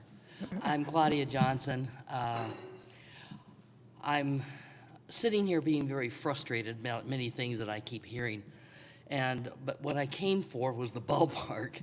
And that was that the pictures that are there and the statements that are there, the picture does not represent what it is, and they do a rendering. And it's not even the same, dealing with the same issues. So I can't compare apples to apples. I can compare apples to pears, but I can't do apples to apples. So that really made it difficult for me to look at that report and try to understand what it is. I like the idea because it needs a lot of help in that area. But what I didn't like is the fact there's so much extra fluffy words in there that I couldn't wade through it.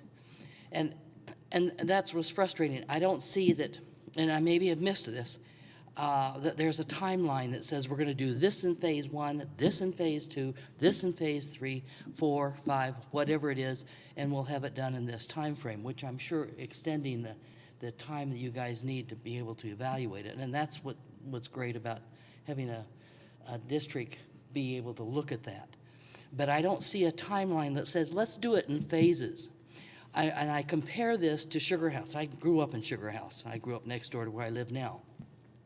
And I've seen a lot of changes. And I see that the Planning Commission made a change that, oh, we can change the zoning.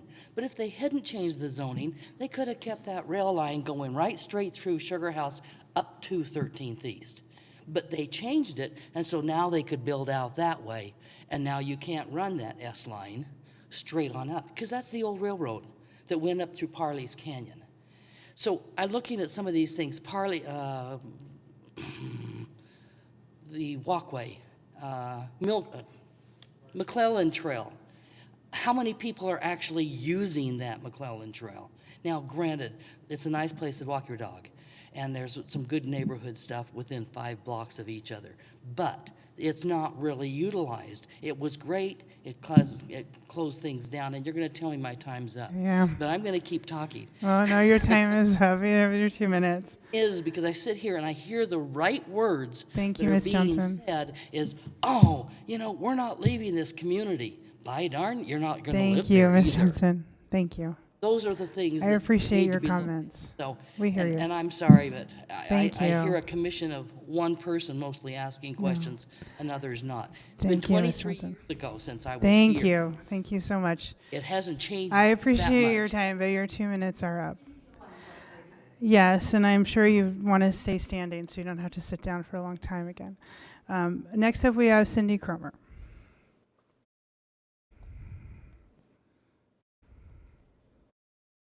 Remember, this is not my neighborhood, but it has things in common with some of my neighborhoods. So I have extensive history with small area plans, beginning in the 1980s with the East Central Neighborhood Plan adopted in 1984. I have worked on almost all of the small area plans in the central community since that time, and I am a huge fan of the planning tool to solve complex land use issues facing neighborhoods in the central community, especially East Central. Relative to the plans I have worked on, the scope of this small area plan is actually large. Frequently, the plans have been a single block or a commercial node. The proposal here covers a much larger area. It could more appropriately be called a large small area plan.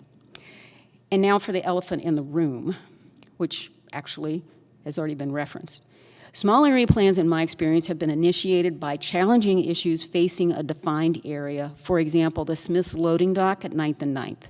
This plan does not begin where other plans begin. It doesn't start where the neighborhood is. The pressing issues are crime, personal safety, and displacement of business people and residents. This is where the plan has to start because moving the conversation to a festival street is a long way from where we are. And a starting point regarding crime and making the neighborhood safer is essential to affect the perceptions of this neighborhood. Connectivity, the darling concept of planners, is a bad idea for the foreseeable future. Increasing home ownership, already mentioned, substantially would help. And additional public spaces where people who are not law-abiding can gather is not a good idea at all. I am very concerned about the proposal to have a branch library in this neighborhood when we can't seem to manage issues of people on public property. So the plan needs to start where the neighborhood is. That's time, Cindy. That's it. Thank you. Next up, we have Janet Hemming.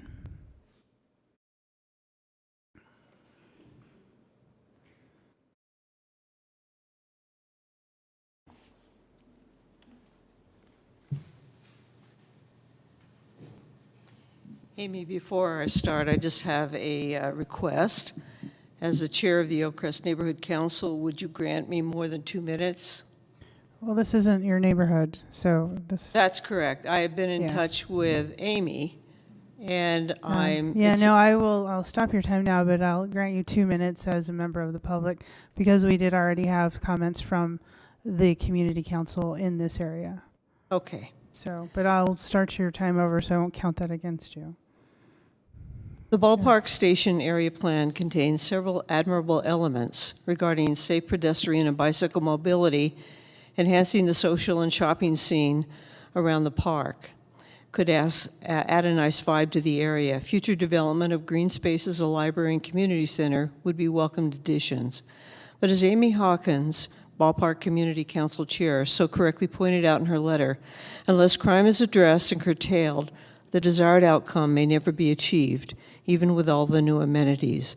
The Ballpark Future Land Use Map is a window into how the city wants to transform this West Side neighborhood. It will allow new massive structures, 8 and 10 stories high, which, except for a 6-story apartment on 13th East that is now under construction, are out of scale in size and character to anything seen before in Ballpark. Homes will be lost, especially those concentrated in the so-called Jefferson Park mixed-use area between Paxton and Lucy Streets, where mid-range townhomes and apartments, all at market rates, are taking over. Having just received news from the Thriving in Place study, the gentrification and housing displacement in Salt Lake are occurring at harmful levels to existing residents. The question must be asked, do plans like the Ballpark Station Area Plan actually contribute to the very problem the city says it wants to prevent? The bottom line is this: the Ballpark Station Area Plan seems like a high-risk reward concept. The Salt Lake Bees play 144 games but only half, 72, are in Salt Lake. That's 293 days, or more than 9 months, when the stadium sits idle. Planners are hedging their bets that all the new aesthetics and street activities will act as a magnet for daytime and nighttime guests and residents year-round. But a 180-degree transformation will have to take place because retail shops and small businesses simply don't currently exist there. Amy closed her official letter to the Planning Commission indicating that 5 of the 9 ballpark residents who served on the steering committee for the ballpark plan have already moved away, and another resigned from the Central Ninth Community That's Council. time, Janet. Thank you. And we did get her letter in our Dropbox, so we've had that. Next up is Jordan Atkin.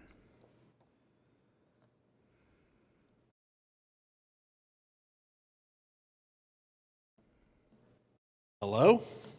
My name is Jordan Atkin. I'm with TAG SLC, a small infill developer focused on the missing middle housing type here in Salt Lake City. We're very interested in this neighborhood and have made significant investments in what we view as an exciting area in the city. So far, we have contributed about 400 housing units to this area over 9 projects. Overall, we are in support of this plan and feel that it will contribute toward guiding the ongoing development of the area. However, we have a specific concern with the Jefferson Park mixed-use area. Within this area, we're currently the largest land owner, where we own 6 properties that would contribute to 4 potential multifamily housing projects.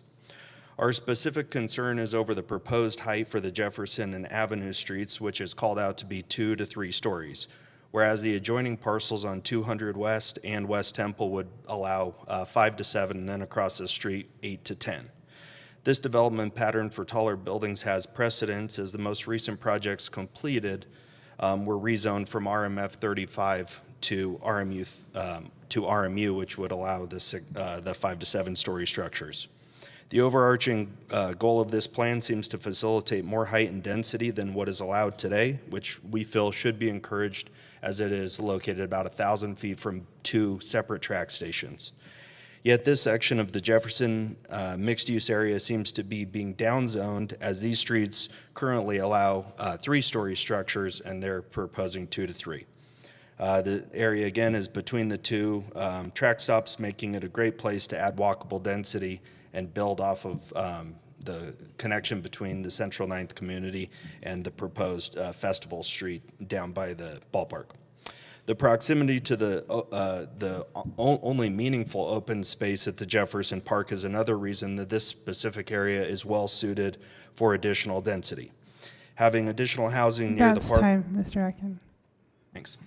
Thank you. I know 2 minutes can go fast. Anybody else who wishes to speak to this item? Okay. Any comments via email? All right. With that, I'll close the public comment period and bring it back to the commission. Commissioners, any questions or comments for each other and or for Nan or Susan? So, Nan, I have a follow-up question to one of the comments about the idea of like a phased timeline to kind of prioritize certain elements of the small area plan. What are your thoughts on that?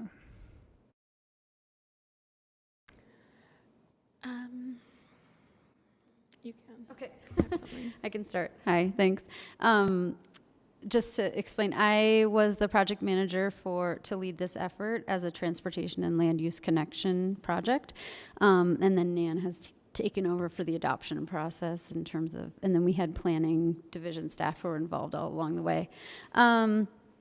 So we do have an implementation plan, the last 3 pages of the actual station area plan, that looks at like the different timelines for achieving all of the steps that we thought could help achieve the actions and the goals. And I don't have it right in front of me, but I think, it has like a near term, like a 2 to 5 year, and then like a midterm, and then a longer range column. So kind of all of those tasks are laid out in terms of the way we thought they might occur and how soon they might occur.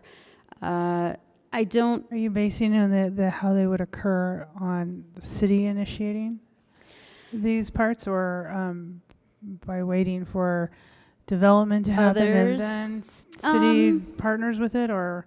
You know, I think that a lot of those items in there would be, you know, city initiated in different departments and divisions throughout the city.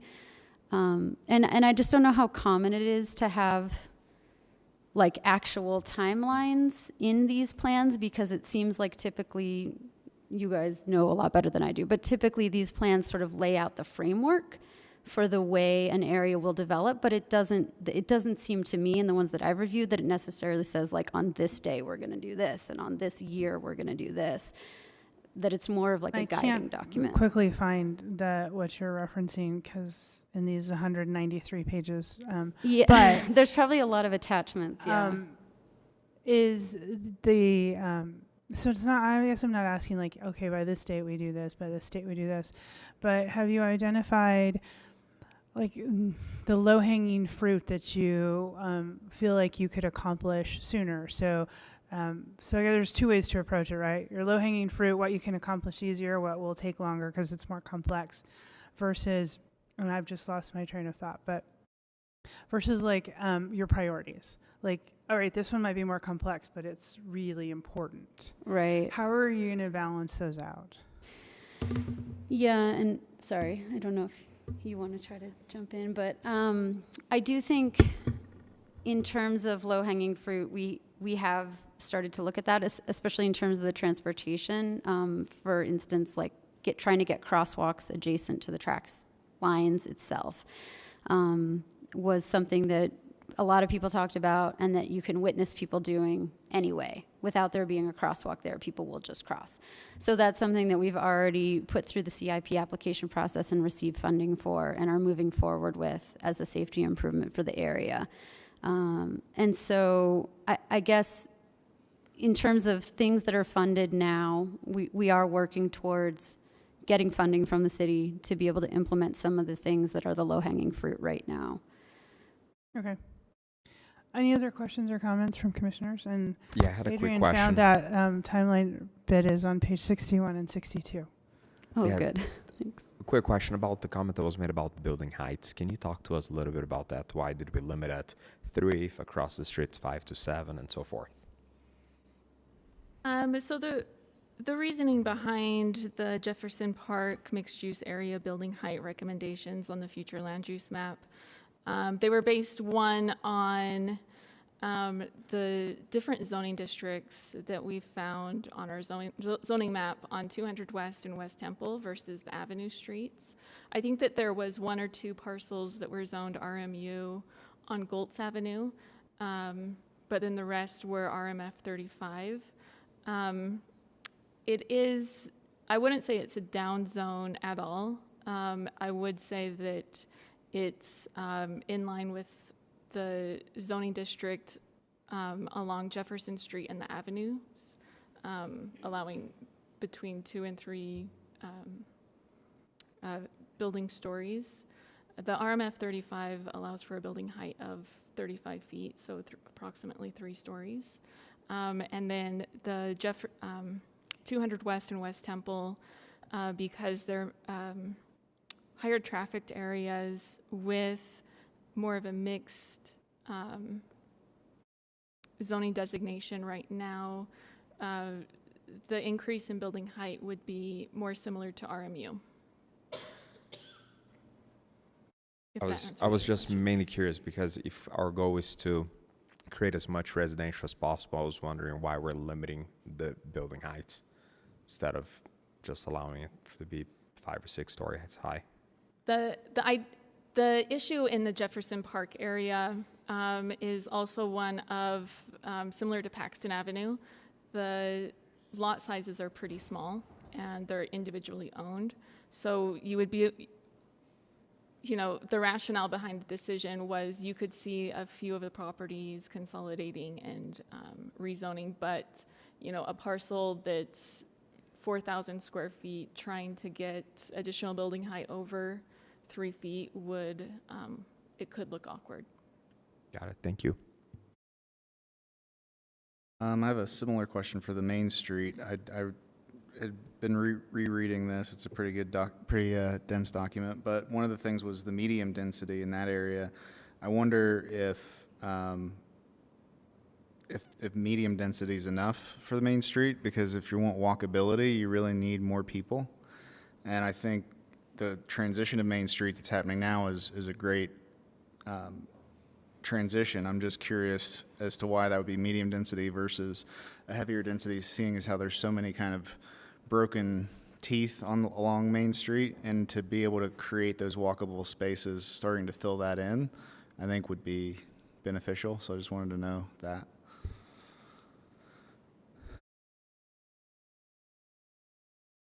I wasn't in on the decision-making process on that one, but I know that that's something that we can look closer into. I do know that there's language in the ballpark, the draft plan, that the west side of Main Street is similar in building scale as the east side.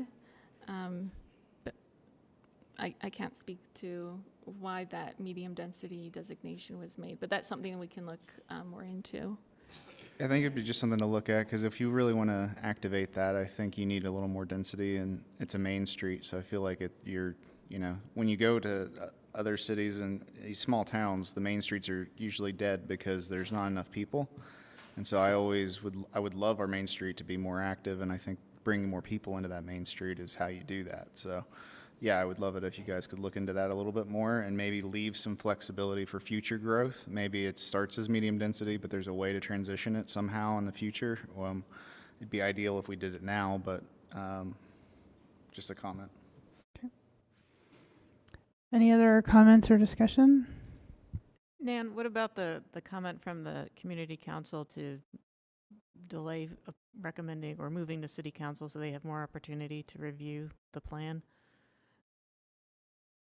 That's up to the planning commission if you wanted to hear the master or make a recommendation on the small area plan at another date. Two ways to approach that.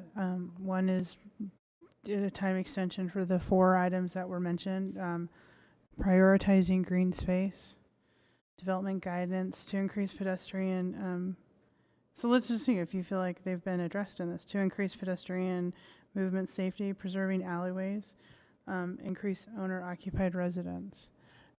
This is not the final opportunity, though, for anybody to participate. If we take action tonight and make a recommendation, the public and the community council should then take that opportunity and start meeting with their city council member and continue to work on these items that they've highlighted. Because the city council can make whatever decision they want and change whatever they want, regardless of our recommendation. So there's still an opportunity to address these, and maybe in a more meaningful way. But that is what other commissioners think if a time extension would make this substantively better. Oh. Go ahead, Nan. On the motion sheet, there was also an option to recommend a positive recommendation with conditions of approval if there's additional modifications that the commission thinks would be helpful as we continue to the city council. That's also an option. Okay. I agree with John. I don't know if we need to make the condition. You might need to speak into your microphone. Yeah, can you guys hear me now? Okay. I agree with John. I don't know if we need to make the recommendation that more density is required before we go, or as on it just moves Main to city Street council. or on the whole thing? We could do the Main Street only if we need to. I Yeah, but think I that was- definitely don't think there's enough. I would be satisfied with Main Street only, but I do believe there's not enough density beyond Main Street. But I'm okay to live with just adding more density to Main Street for now. Can I ask a clarifying question? Yes. Is that okay? About the Main Street. Is there a differentiation at all between Main Street to the north of 13th South and Main Street to the south of 13th South? I know that south of 13th South there was some downzoning to single-family residential, so I think that there was some that the city had done in the past. So I think there was some consideration in the plan for how to develop adjacent to that single-family zone that's south of the ballpark itself. But I didn't know if in your comments, Commissioner, if you made any differentiation. I guess my thoughts are as the city's heart grows and that, you know, this plan could be around for 10, 20 years. So my worry is that we're going to be beholden to it when the city is much bigger than it is currently. And that's kind of what I've seen with other master plans or small area plans, where it's not taking in consideration the rapid growth cycles that we go through. And so this Main Street may end up being kind of a heart of our downtown at some point as the city grows, and I just would like to account for that somehow and some sort of scaling of the density. Like I say, maybe it kind of tapers off as you go further south, but I think there should be something to account for as, you know, if the city's growing, how can we account for that extra density that we need? But, and how do you engage a Main Street? That's the other thing, is I've always felt like our Main Street is empty. And there's other streets that become more engaged. So how do we kind of reclaim Main Street? So that's kind of where my thinking was. Is anyone ready or willing to make a motion and possibly look into those different bits as kind of conditions or additions? I guess I'm not really sure how to make that condition, because to me it's something to continue to study, but it's not necessarily something I would say like this has to happen a certain way. I think it's something that in all plans we need to figure out a way to include like some sort of growth. Typically with recommendations, Yeah. we will add if there's something we kind of specifically want to highlight for the city council to look at. Make a recommendation, positive or negative. If it's positive, then you would say with the comments to ask the city council to pay special attention to increasing density either on Main Street or throughout or whatever the commission thinks is important. Okay. Based on the analysis and the staff report information. Will you speak into the microphone better? Yeah.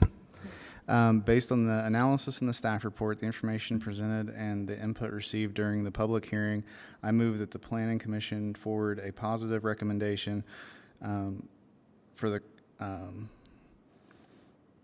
creation of the Ballpark Station Area Plan, PLN PCM 2022-00323, with the condition that they revisit the density mainly on Main Street.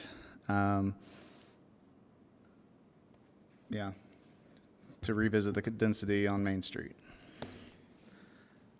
I'll second that.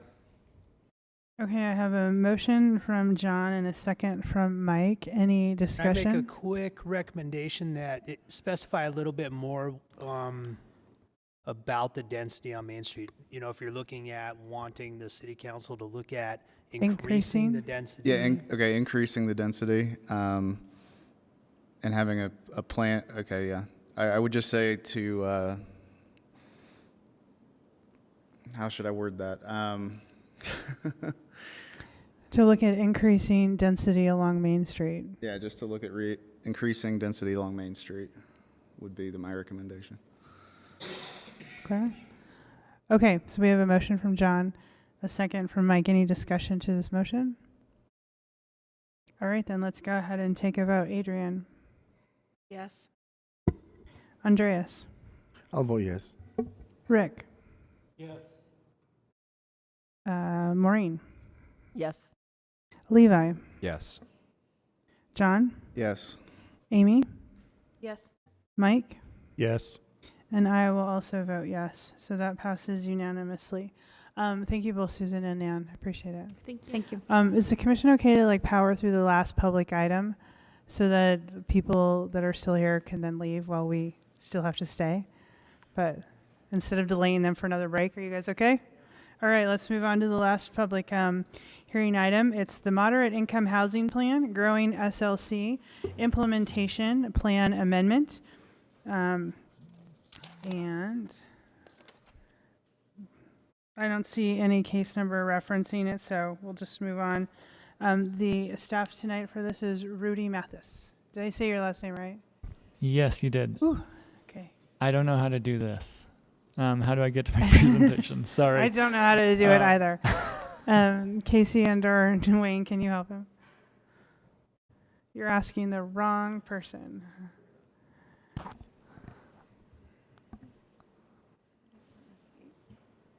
Oh, okay. That was easier than I thought. Okay.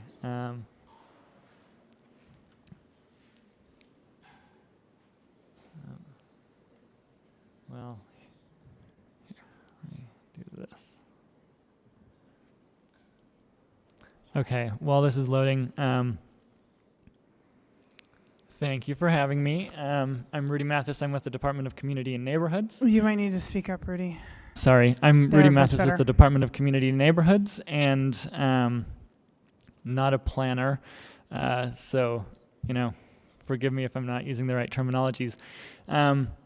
We're here today because, and I presented back in May on the same thing just as a briefing. We're here today to discuss the Moderate Income Housing Plan Amendment to Growing SLC, which is the city's current 5-year housing plan that is in its final year. The reason that we have to make an amendment is because during the 2022 legislative session, the legislature passed HB 462, which, while it made some really helpful changes to the housing plan elements of general plans, also required that all housing elements of a general plan include a housing element or an implementation plan element by October 1st, 2022, which is not many months from now. And so the timing is a little bit odd, so I'm going to go over a couple of things.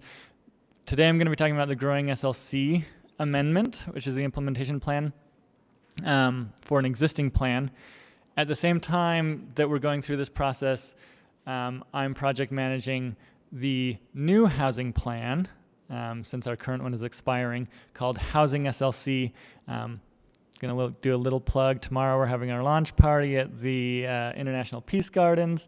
There will be popsicles there for everybody who's interested. Bring your family, your dogs, whatever. And you can visit the website at slc.gov/can/housing-SLC. So that's a separate process, but I just want to state that because I think it can muddy the waters a little bit. Given the overlapping timelines. So from here on out, I'm only talking about the implementation plan amendment to the existing plan. As I mentioned, HB 462 created new requirements for moderate income housing plans. One of those is to have an implementation plan in place by October 1st of this year. Other changes were that the implementation plan and the housing plan itself had to have at least 4 strategies that were outlined in the legislation that each city was addressing, and that was to become, one, to be in compliance, but also to be eligible for state funding. The second piece was if for cities that want to be considered eligible for priority consideration for funding, and there's mainly transportation funding, but also some other funding pools from the state, we need to include at least 6 strategies. And just to put into perspective, because it was a question that was raised last time I presented, of how much that state funding represents in the city's budget. In May and June alone, the state committed $15.6 million in transportation funding to Salt Lake City for projects. So in 2 months, we got $15.6 million committed to us from the transportation team or transportation commission. So the implementation plan has been available at slc.gov/can/housing plan since the beginning of June.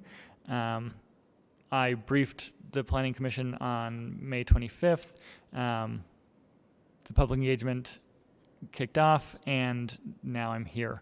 Then the City Council process will occur between August and September in order to have this plan adopted by October 1st of 2022.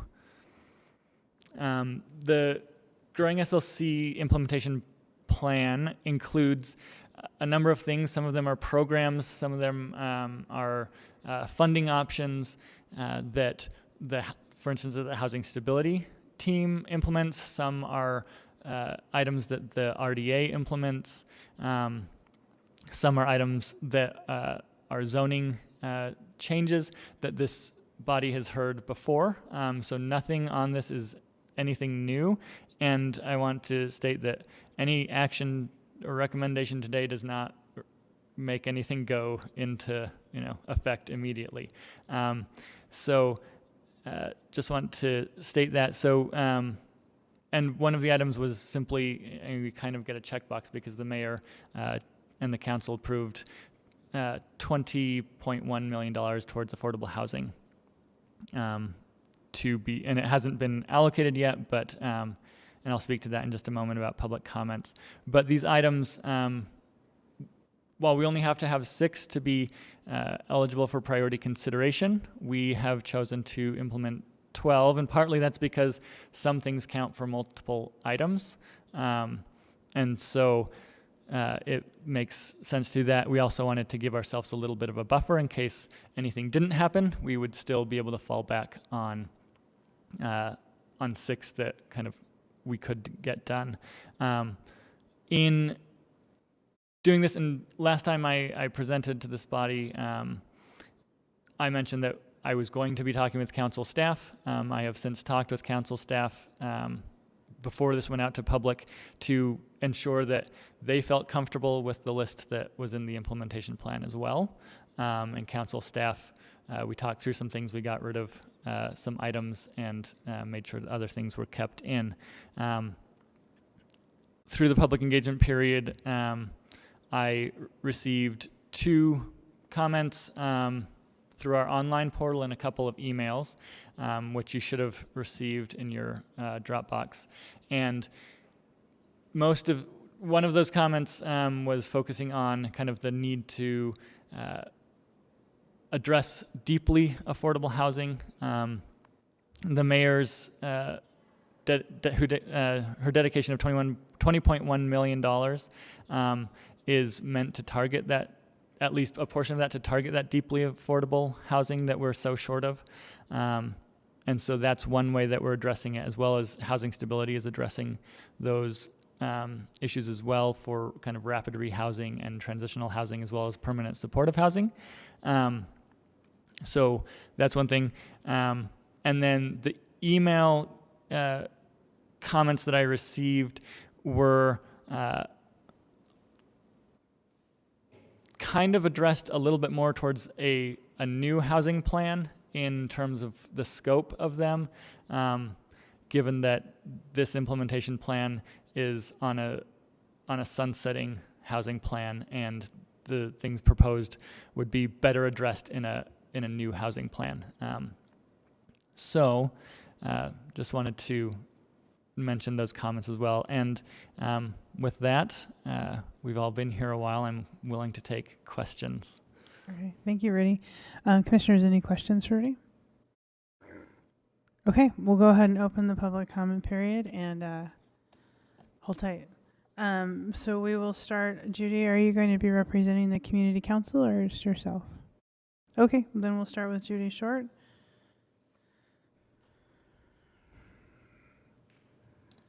Notice the only people left are the crazy ones.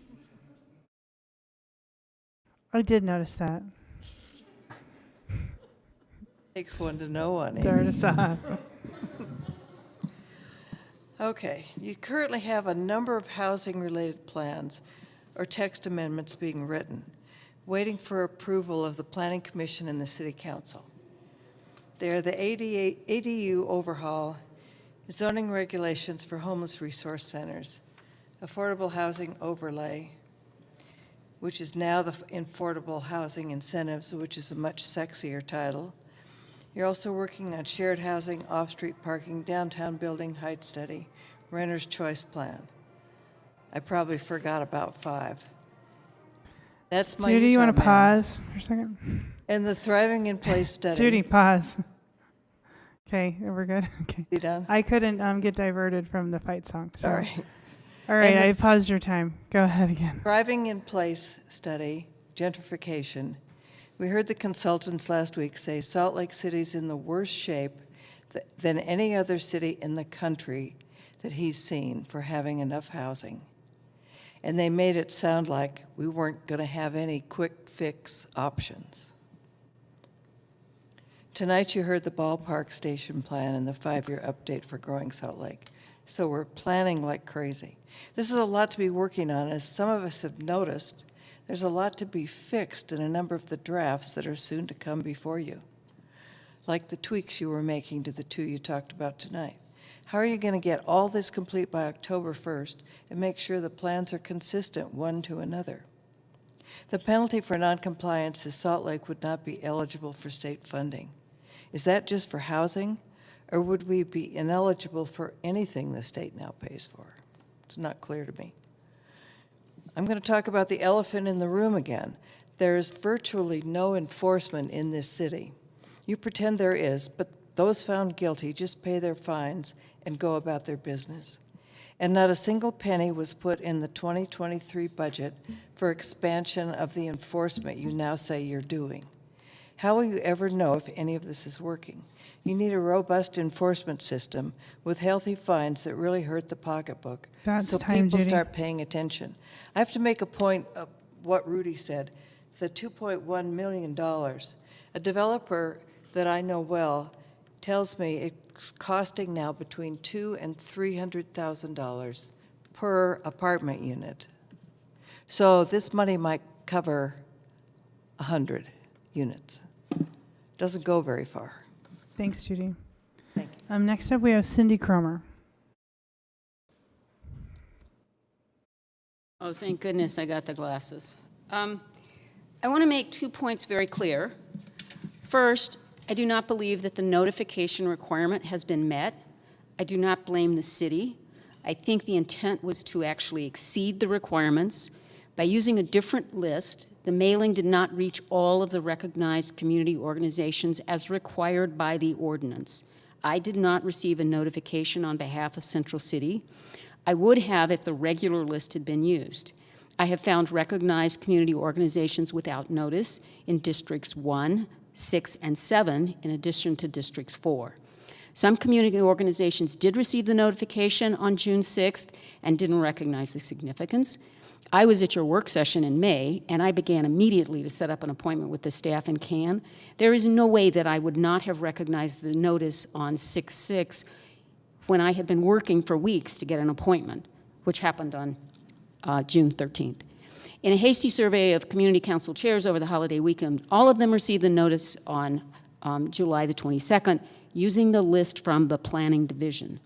Secondly, the proposed strategies include proposals which you sent to the city council years ago and have not been adopted, in part because of significant public opposition. This commission has sent the proposals for affordable housing overlay back to the staff for additional work. I view the proposed amendment to Growing Salt Lake as a Trojan horse, and I have said that before, a way to get funding for unpopular and as yet unadopted proposals related to housing, and then argue that the state gave the city money. I have suggested that CAN take portions of these extensive strategies, ones which are not opposed by citizens, and submit those strategies. That is not what is happening. So there are errors in the notification, and calling this amendment a Trojan horse is pretty inflammatory for me to say, but I'm going to do so because my alternative is to go to the state and argue that there's a lack of support for what the city is proposing. Thank you. Thank you, Cindy. Anybody else wishes to speak on this item?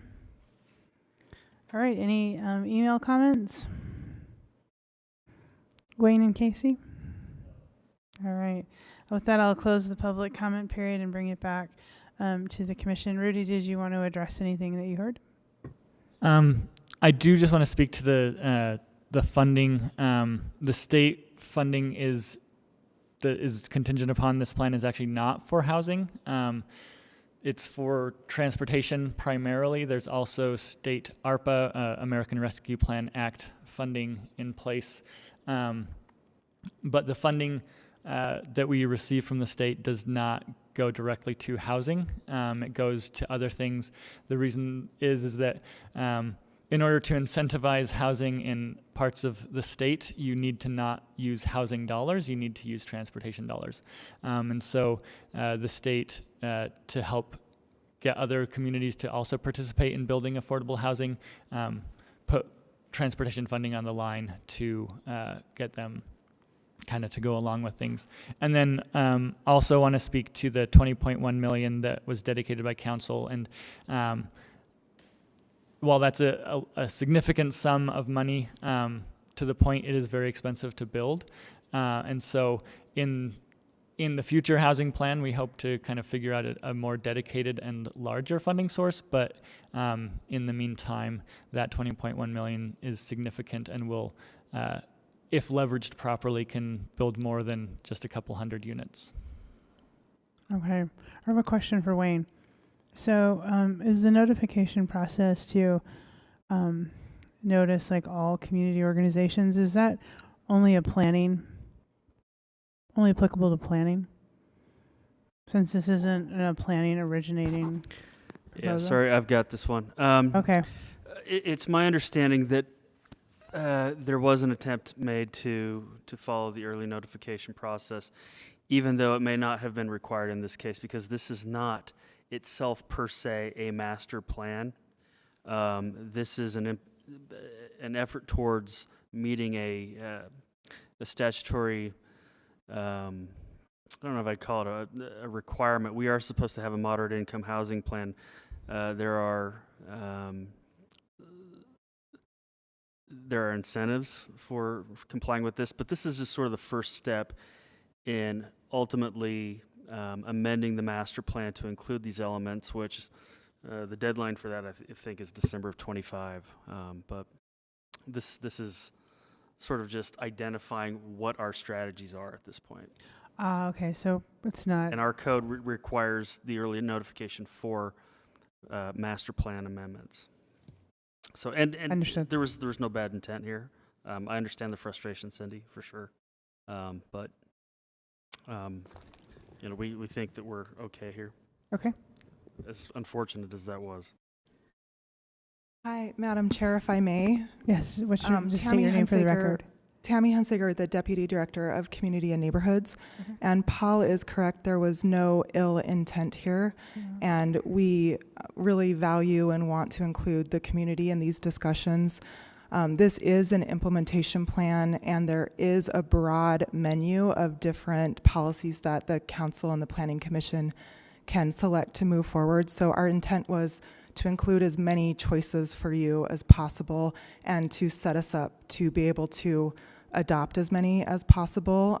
But all of the individual policy items will go through another noticing, hearing, commenting process. So this is just an implementation plan that adopts the menu of items that could move forward. And all of those items will go through separate public processes. Okay. I feel very satisfied with that, but I don't know about other commissioners.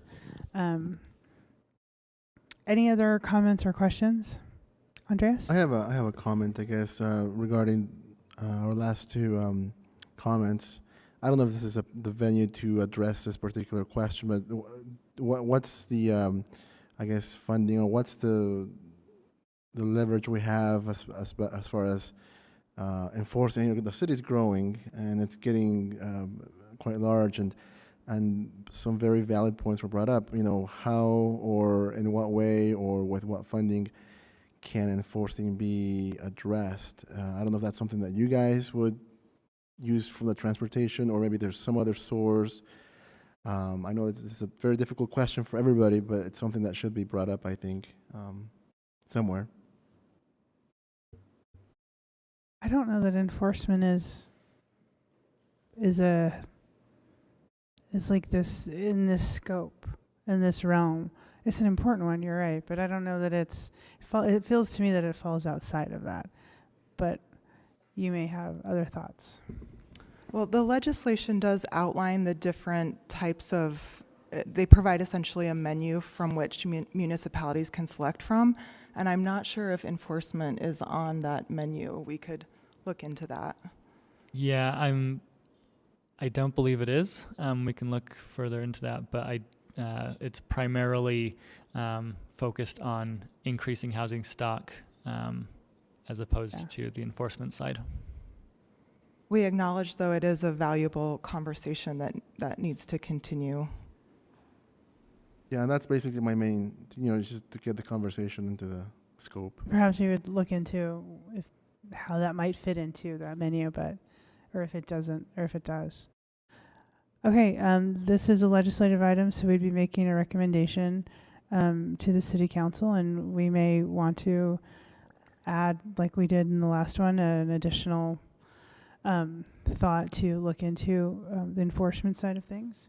If you wanted to make a motion, Andreas. I caught that you off guard. I can make a motion. Okay, thanks, Mike. Based on the findings, analysis, testimony, and information presented, I move that the Planning Commission forward a positive recommendation to the City Council to adopt the Moderate Housing Plan Implementation Plan Amendment to Growing SLC. I'll second that. Okay, I have a motion from Mike and a second from Andreas. Any discussion to the motion? All right, let's take a vote. Adrian? Yes. Mike? Yes. Andreas? I'll vote yes. Levi? Yes. Maureen? Yes. Amy? Yes. John? Yes. Rick? Yes. And I will also vote yes, so that passes unanimously. Thank you both for sticking out this long evening, and thank you all to the public that stayed. We're going to take a 5-minute break because the chair has to, and we will come back for our work session in 5 minutes.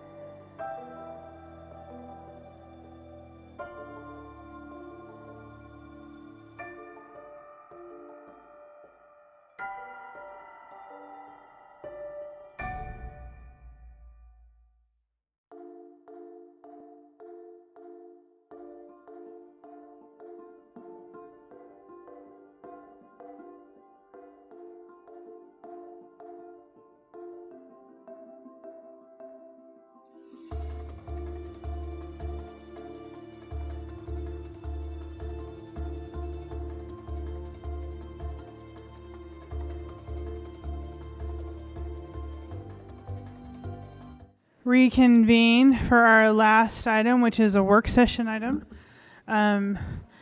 This is the North Point Small Area Plan briefing. It's case number PLN PCM 2022-00687. We have our planner Chrissy tonight and the presenters Jennifer Gardner and Olivia Svetko.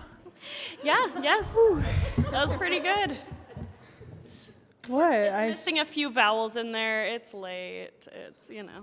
It was pretty good. Svetko? Yeah. How else would you pronounce that? You got it spot on. Laughing at me. Thank you for persevering through this evening with us. Please correct me on your name. No, it is Svetko. You got it right. So I'm impressed, honestly. Most Okay. people give up and don't even try. So. Kudos to me. All right, let's go ahead, you guys. The floor is yours. Okay. Well, thank you. I will be very brief since the consultant team is leading the presentation. But we're before you today for a briefing on the North Point Small Area Plan. The plan was just released for public review for the next month and a half or so. And then hopefully we'll be working through the adoption phase. So we'll take your comments tonight, incorporate them into an updated draft, and you'll see those incorporated when we come back to you for another public hearing, as well as feedback from the public over the next month or so. Okay. So I will turn the time over. This is our consultant team, Logan Simpson, and they've been working on the project for the last year. So I'll turn the time over to Olivia. All right. Thank you. Thanks. Like Chrissy said, this is just a pre-hearings, everything briefing. We came before you guys, I think, in fall, like maybe September of last year, when the plan was still in really early stages, just to kind of say what we've been hearing. It's been a while, and it sounds like you guys have had a lot on your plate in between now, or then and now. So I'm gonna just run through really quick kind of the process we went through to get to this public draft, what we heard from the public, and then I'll go through the meat of the plan, which is really the vision map and implementation. So this process kicked off in June of last year, where we kind of pulled together a lot of the existing information in the area, what's going on there now, what kind of development is coming through, what are the most sensitive areas and constraints in the plan area, and then pulled that into key opportunities in the area and ended up here at the draft plan. Through that process, we've had 3 different online questionnaires with about 60 responses, 1 open house event, 1 event attendance. It was the West Point Night Out last year, which we are attending next week as well, to kind of hopefully spark some interest in reviewing the plan. And we also did one-on-one interviews with anyone who was interested in talking with us and giving some feedback on the area and what they wanted to see in the future. In addition to those, we also had 4 steering committee meetings with all kinds of different members from city, county, environmental groups, landowners, residents, etc. And they've been really helpful throughout this process. So I've got just a couple slides on sort of the key highlights of what we've heard through all of that outreach. This first one is just kind of who we heard from. The majority of people we heard from in this process are people who are residents in the area or own property in the area.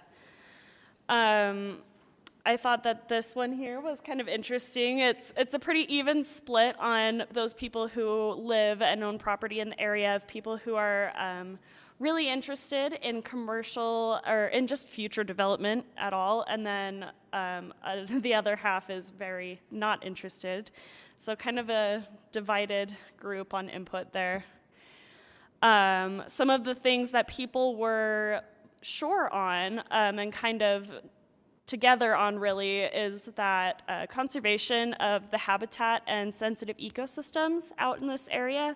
People are passionate about that, want to make sure that the habitat is preserved and the continuation of existing land uses. Especially, we heard a lot about wildlife. Okay, so taking that input and taking into consideration the conditions of the area, it's a rather small area, and a lot of it is currently zoned for industrial. I don't have a zoning map in this presentation, and now I'm wishing I did, but a lot of it is zoned for industrial and business park development, with some residential, rural agriculture style residential in that yellow hatched area. The vision overall for this area is to eventually, long-term, go industrial and business park, with considerations for the natural landscapes around it, and obviously extra considerations for those residents in the hatched area as properties redevelop slowly from residential into industrial over time. So we ended up at this map that kind of calls out 3 categories. One for protected open space, which is all of that green, areas that should really be protected. They connect wetlands and uplands. They are immediately surrounding wetlands and uplands, and kind of provide a little bit of a buffer there to really try to preserve that habitat. The second category is residential transitional. That is that yellow hatched area. These areas are envisioned turning industrial eventually, but have kind of a higher standard of development, more regulations on noise barriers, how close they can be to existing structures, how much building frontage they can have facing streets, things like this, just to mitigate the impact of that future development on existing residents.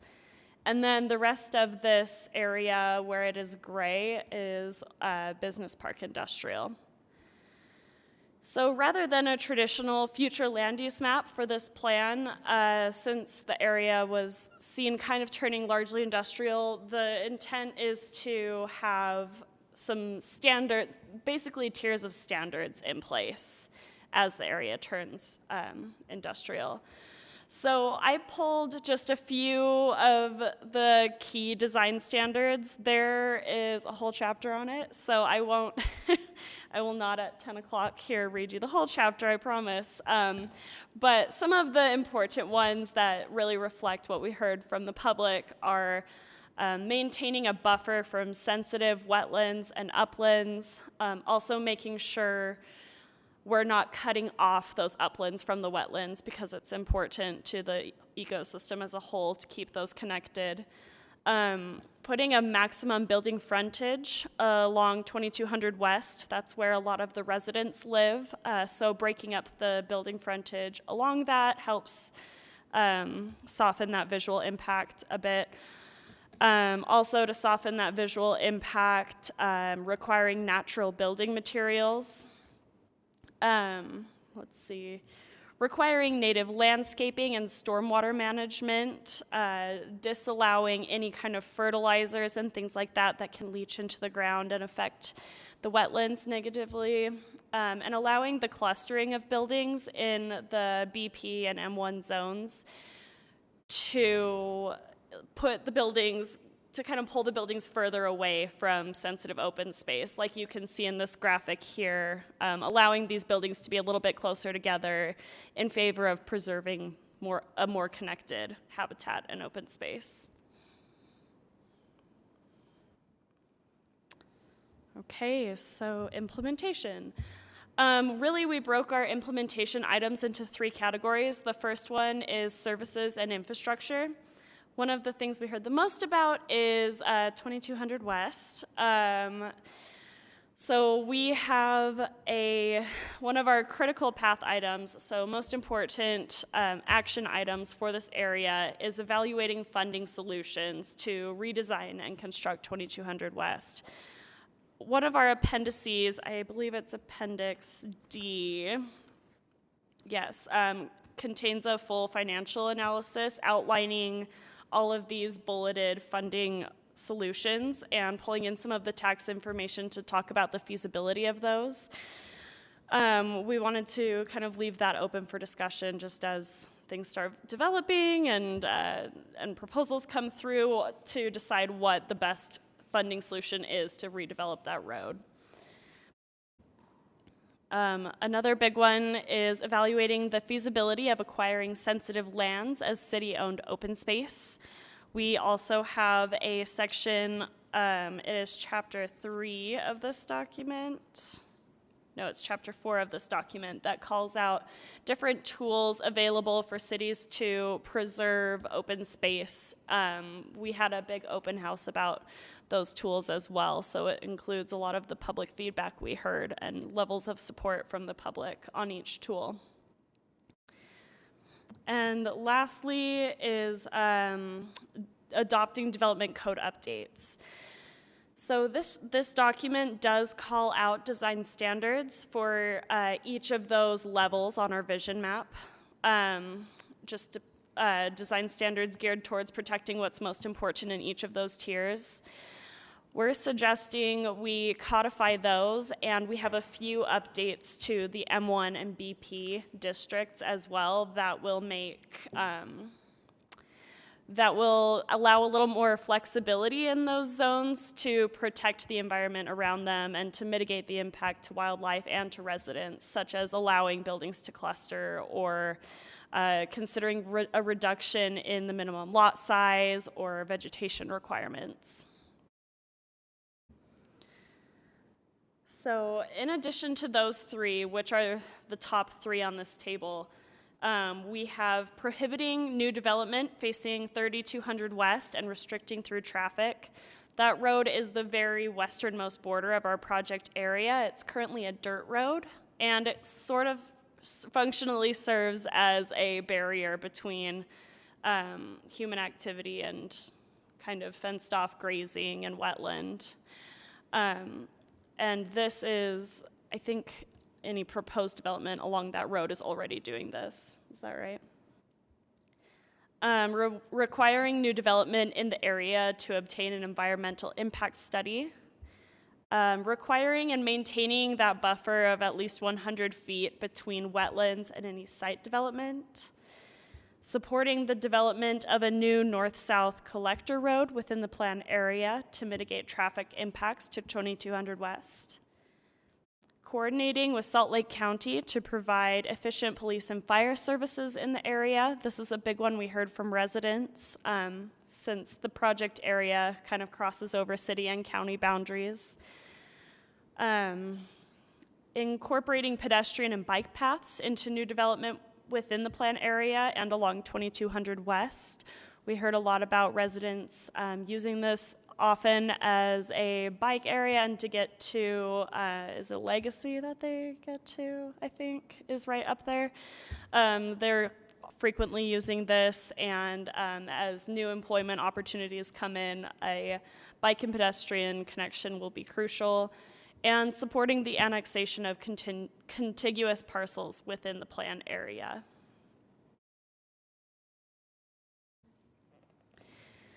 Okay, so all of that in mind, we have a couple discussion topics. These were in your agenda packet for tonight. We just wanted to throw these questions out to kind of spark some conversation on it. I know this is a lot of information to take in all at once. And like Chrissy mentioned, we have a public draft online right now in a format that people can read through the document, click to leave comments, see everybody else's comments. That's going to be up until September 16th, unless we need to extend it based on what we're hearing. But what we're asking of you guys tonight is recognizing that the Swanner property is already entitled. Do we want to include concepts for a development pattern that follows the recommendations of this plan, such as clustering development away from sensitive lands or breaking up that building frontage along 2200 West closest to residents? Another question we have for you tonight is that since the vision map will have a significant impact on future development and annexations and inform future zoning, Is this draft vision map sufficient to address the needs of the community and guide the area to the best possible development and redevelopment? And I have just one more slide on next steps, but I guess I'd like to pause and open up and see if you guys have any questions about all of the information I just... Yeah, leave that up so we can reference that. Any thoughts or comments, commissioners? Andreas? Just a question. I guess the question number one, Swanner property, that's a private owned property. And so the question is, do we have any leverage as far as making them do things on their property that follows along the plan? Is that basically the question? So iterations of the vision map showed protected open space and various things going through that property, and we ended up changing that because of the land is already entitled. But that said, you know, if somehow in the future they abandon their development plan, we were debating if we should instead show that on the future vision map, or if you prefer to see what's on the books now, which is likely to move forward. Okay, gotcha. Thank you.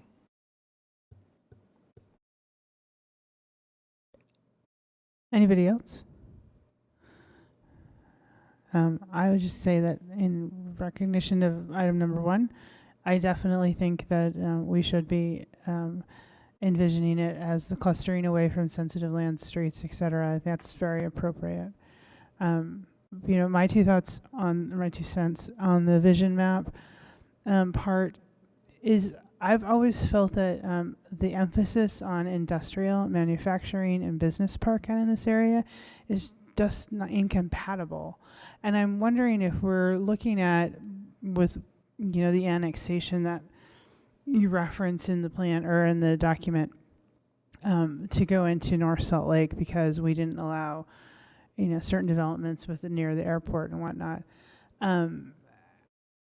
Have you looked at the impact of, say, housing versus business park, industrial, to the sensitivity of this land? Because I might just be having a knee-jerk reaction when I hear industrial and wetlands. I'm like, they do not go together. But maybe they have less of an impact than housing does, and I just don't see it. Yeah, that's a great point. So one thing to consider, and it's in your existing conditions in the packet, is that a lot of this land is owned by the airport as well. So especially towards the south, which residential development would not be compatible with airport overlay zones and flight zones. Sorry. Oh, there we go. Just need to scoot over. I did. So a lot of the land in this project area is owned by the Salt Lake City Airport, which has flight overlay zones, which would prohibit residential development and also make it highly incompatible because of the noise. And then as far as residential manufacturing and residential coexisting, I'm not sure, did you guys do an in-depth look at that? Well, one of the things that we have found is that residential development can have a high impact on wetlands, which really surprised me. Some of the things that residential development brings that does impact the wetlands and the habitats are their lawns. The lawns are water intensive, and any fertilizing and things like that leach into the ground and can really disrupt. Have you seen business parks recently and all the lawns they have with them? So what's the difference? It's true. The big lawns that are just there for the sake of covering open space. One of the big things that this document does is the design standards, and it kind of, one thing that it does is it prohibits just the use of turf. It calls for natural and native landscaping, and prohibits the use of fertilizers. To kind of balance that out. Another impact that I was really surprised to read about was that residential units bring pets to the habitats where we know that our Great Salt Lake is home to a wide variety of bird species. Are those pets worse than the cows that are out there? That grazing? I'm not sure. The birds. I think it's specifically cats. Yeah, But I think I'm just I get stuck on the amount of emphasis on industrial and business parks when I think we should probably, I would be interested in looking at maybe not so much the conflicting impacts with resident, but having actually identify more of that critical habitat and identify it in a vision map as this is open space, this is critical habitat, as I think we're giving up too much of that in this area for business parks. Because when those do come before us in the last 4 years, they always seem to be in really sensitive land areas. And so if we're looking at a future land use map or a future vision map, have we really correctly and truly identified the sensitive lands that, you know, where you just said your focus in the vision is to really emphasize industrial and business parks, but I don't know that that's really appropriate here, but those are just my thoughts. Yeah, and that is a great point. I'm trying to find the page that shows the existing developments in the pipeline, but it's in the existing conditions. And one thing that we're working with is givens, and that there already is a lot of entitled development, that it's going to be business parks. So that's part of why, or business park or industrial, which is partly why you see so much of that. So that hits at the first question, that you would prefer to still see that vision. Given if you look at this vision map of what is in the pipeline that then can go under, you know, this new directive of like how they cluster into, which I think is really good and is a good step forward. And then the areas that are still falling in that vision map that are slated for business park, but there's nothing in the pipeline, are those really appropriate there, or is that really more sensitive land that we should be protecting and, you know, not, because a 100-foot buffer is nothing when we're talking about these sensitive lands. So like comparing that would be good. That's helpful. Thank you. One of the things we've been battling with in this project is the majority of the most sensitive lands, environmentally speaking, fall within that entitled area. Yes, and I guess I realize there's nothing we can do about it. So then can we compensate with those not already entitled areas to fix that? Levi? Yeah, my biggest concern was I was hearing about the no fertilizer use in those areas, but how do you enforce that? That's my biggest concern. I can back to enforcement. Yeah. Yeah, no, I know, right? Back to enforcement. I've been here for a couple months now. It seems like enforcement seems to be a reoccurring theme. Yeah, so that one in particular, so one of the action items is to codify the suggested design standards, and I'm not sure we would be able to codify that one and make it enforceable. I don't know of any way to do that. Do you? With fertilizer use? Yeah. Because the way I view it is, if we're going to allow them to develop there, they're going to do what they're going to do. Yeah. So in essence, it's just a rubber stamp. Go in there, do whatever you're going to do once we allow them to build there. We really have no control beyond that, right? It seems that way, feels that way. So that one would be more of a guideline than a codifiable standard. John? Yeah, I guess I'm just thinking about it like the reason I'm so for density is that we keep spreading out further and further and using land that we probably shouldn't be building on. And I think trying to protect some of these sensitive lands are really important. So that's kind of where my head is, you know, we don't use our land very efficiently currently. And I think we could do a lot better in some of the other industrial areas that we have that are just empty, instead of taking up, you know, land that we shouldn't be using because it's untouched. But that's just my thoughts. I agree with you on that. Anybody else? All right, did you get sufficient feedback? I did, absolutely. Okay. All right, well, I look forward to what comes next. And so thank you for your presentation tonight and all your work on this. This is an important area of the city that a lot of people just don't think about, but it's a big deal. So thank you. Thank you. All right, with that, we are adjourned, and we'll see you all in 2 weeks.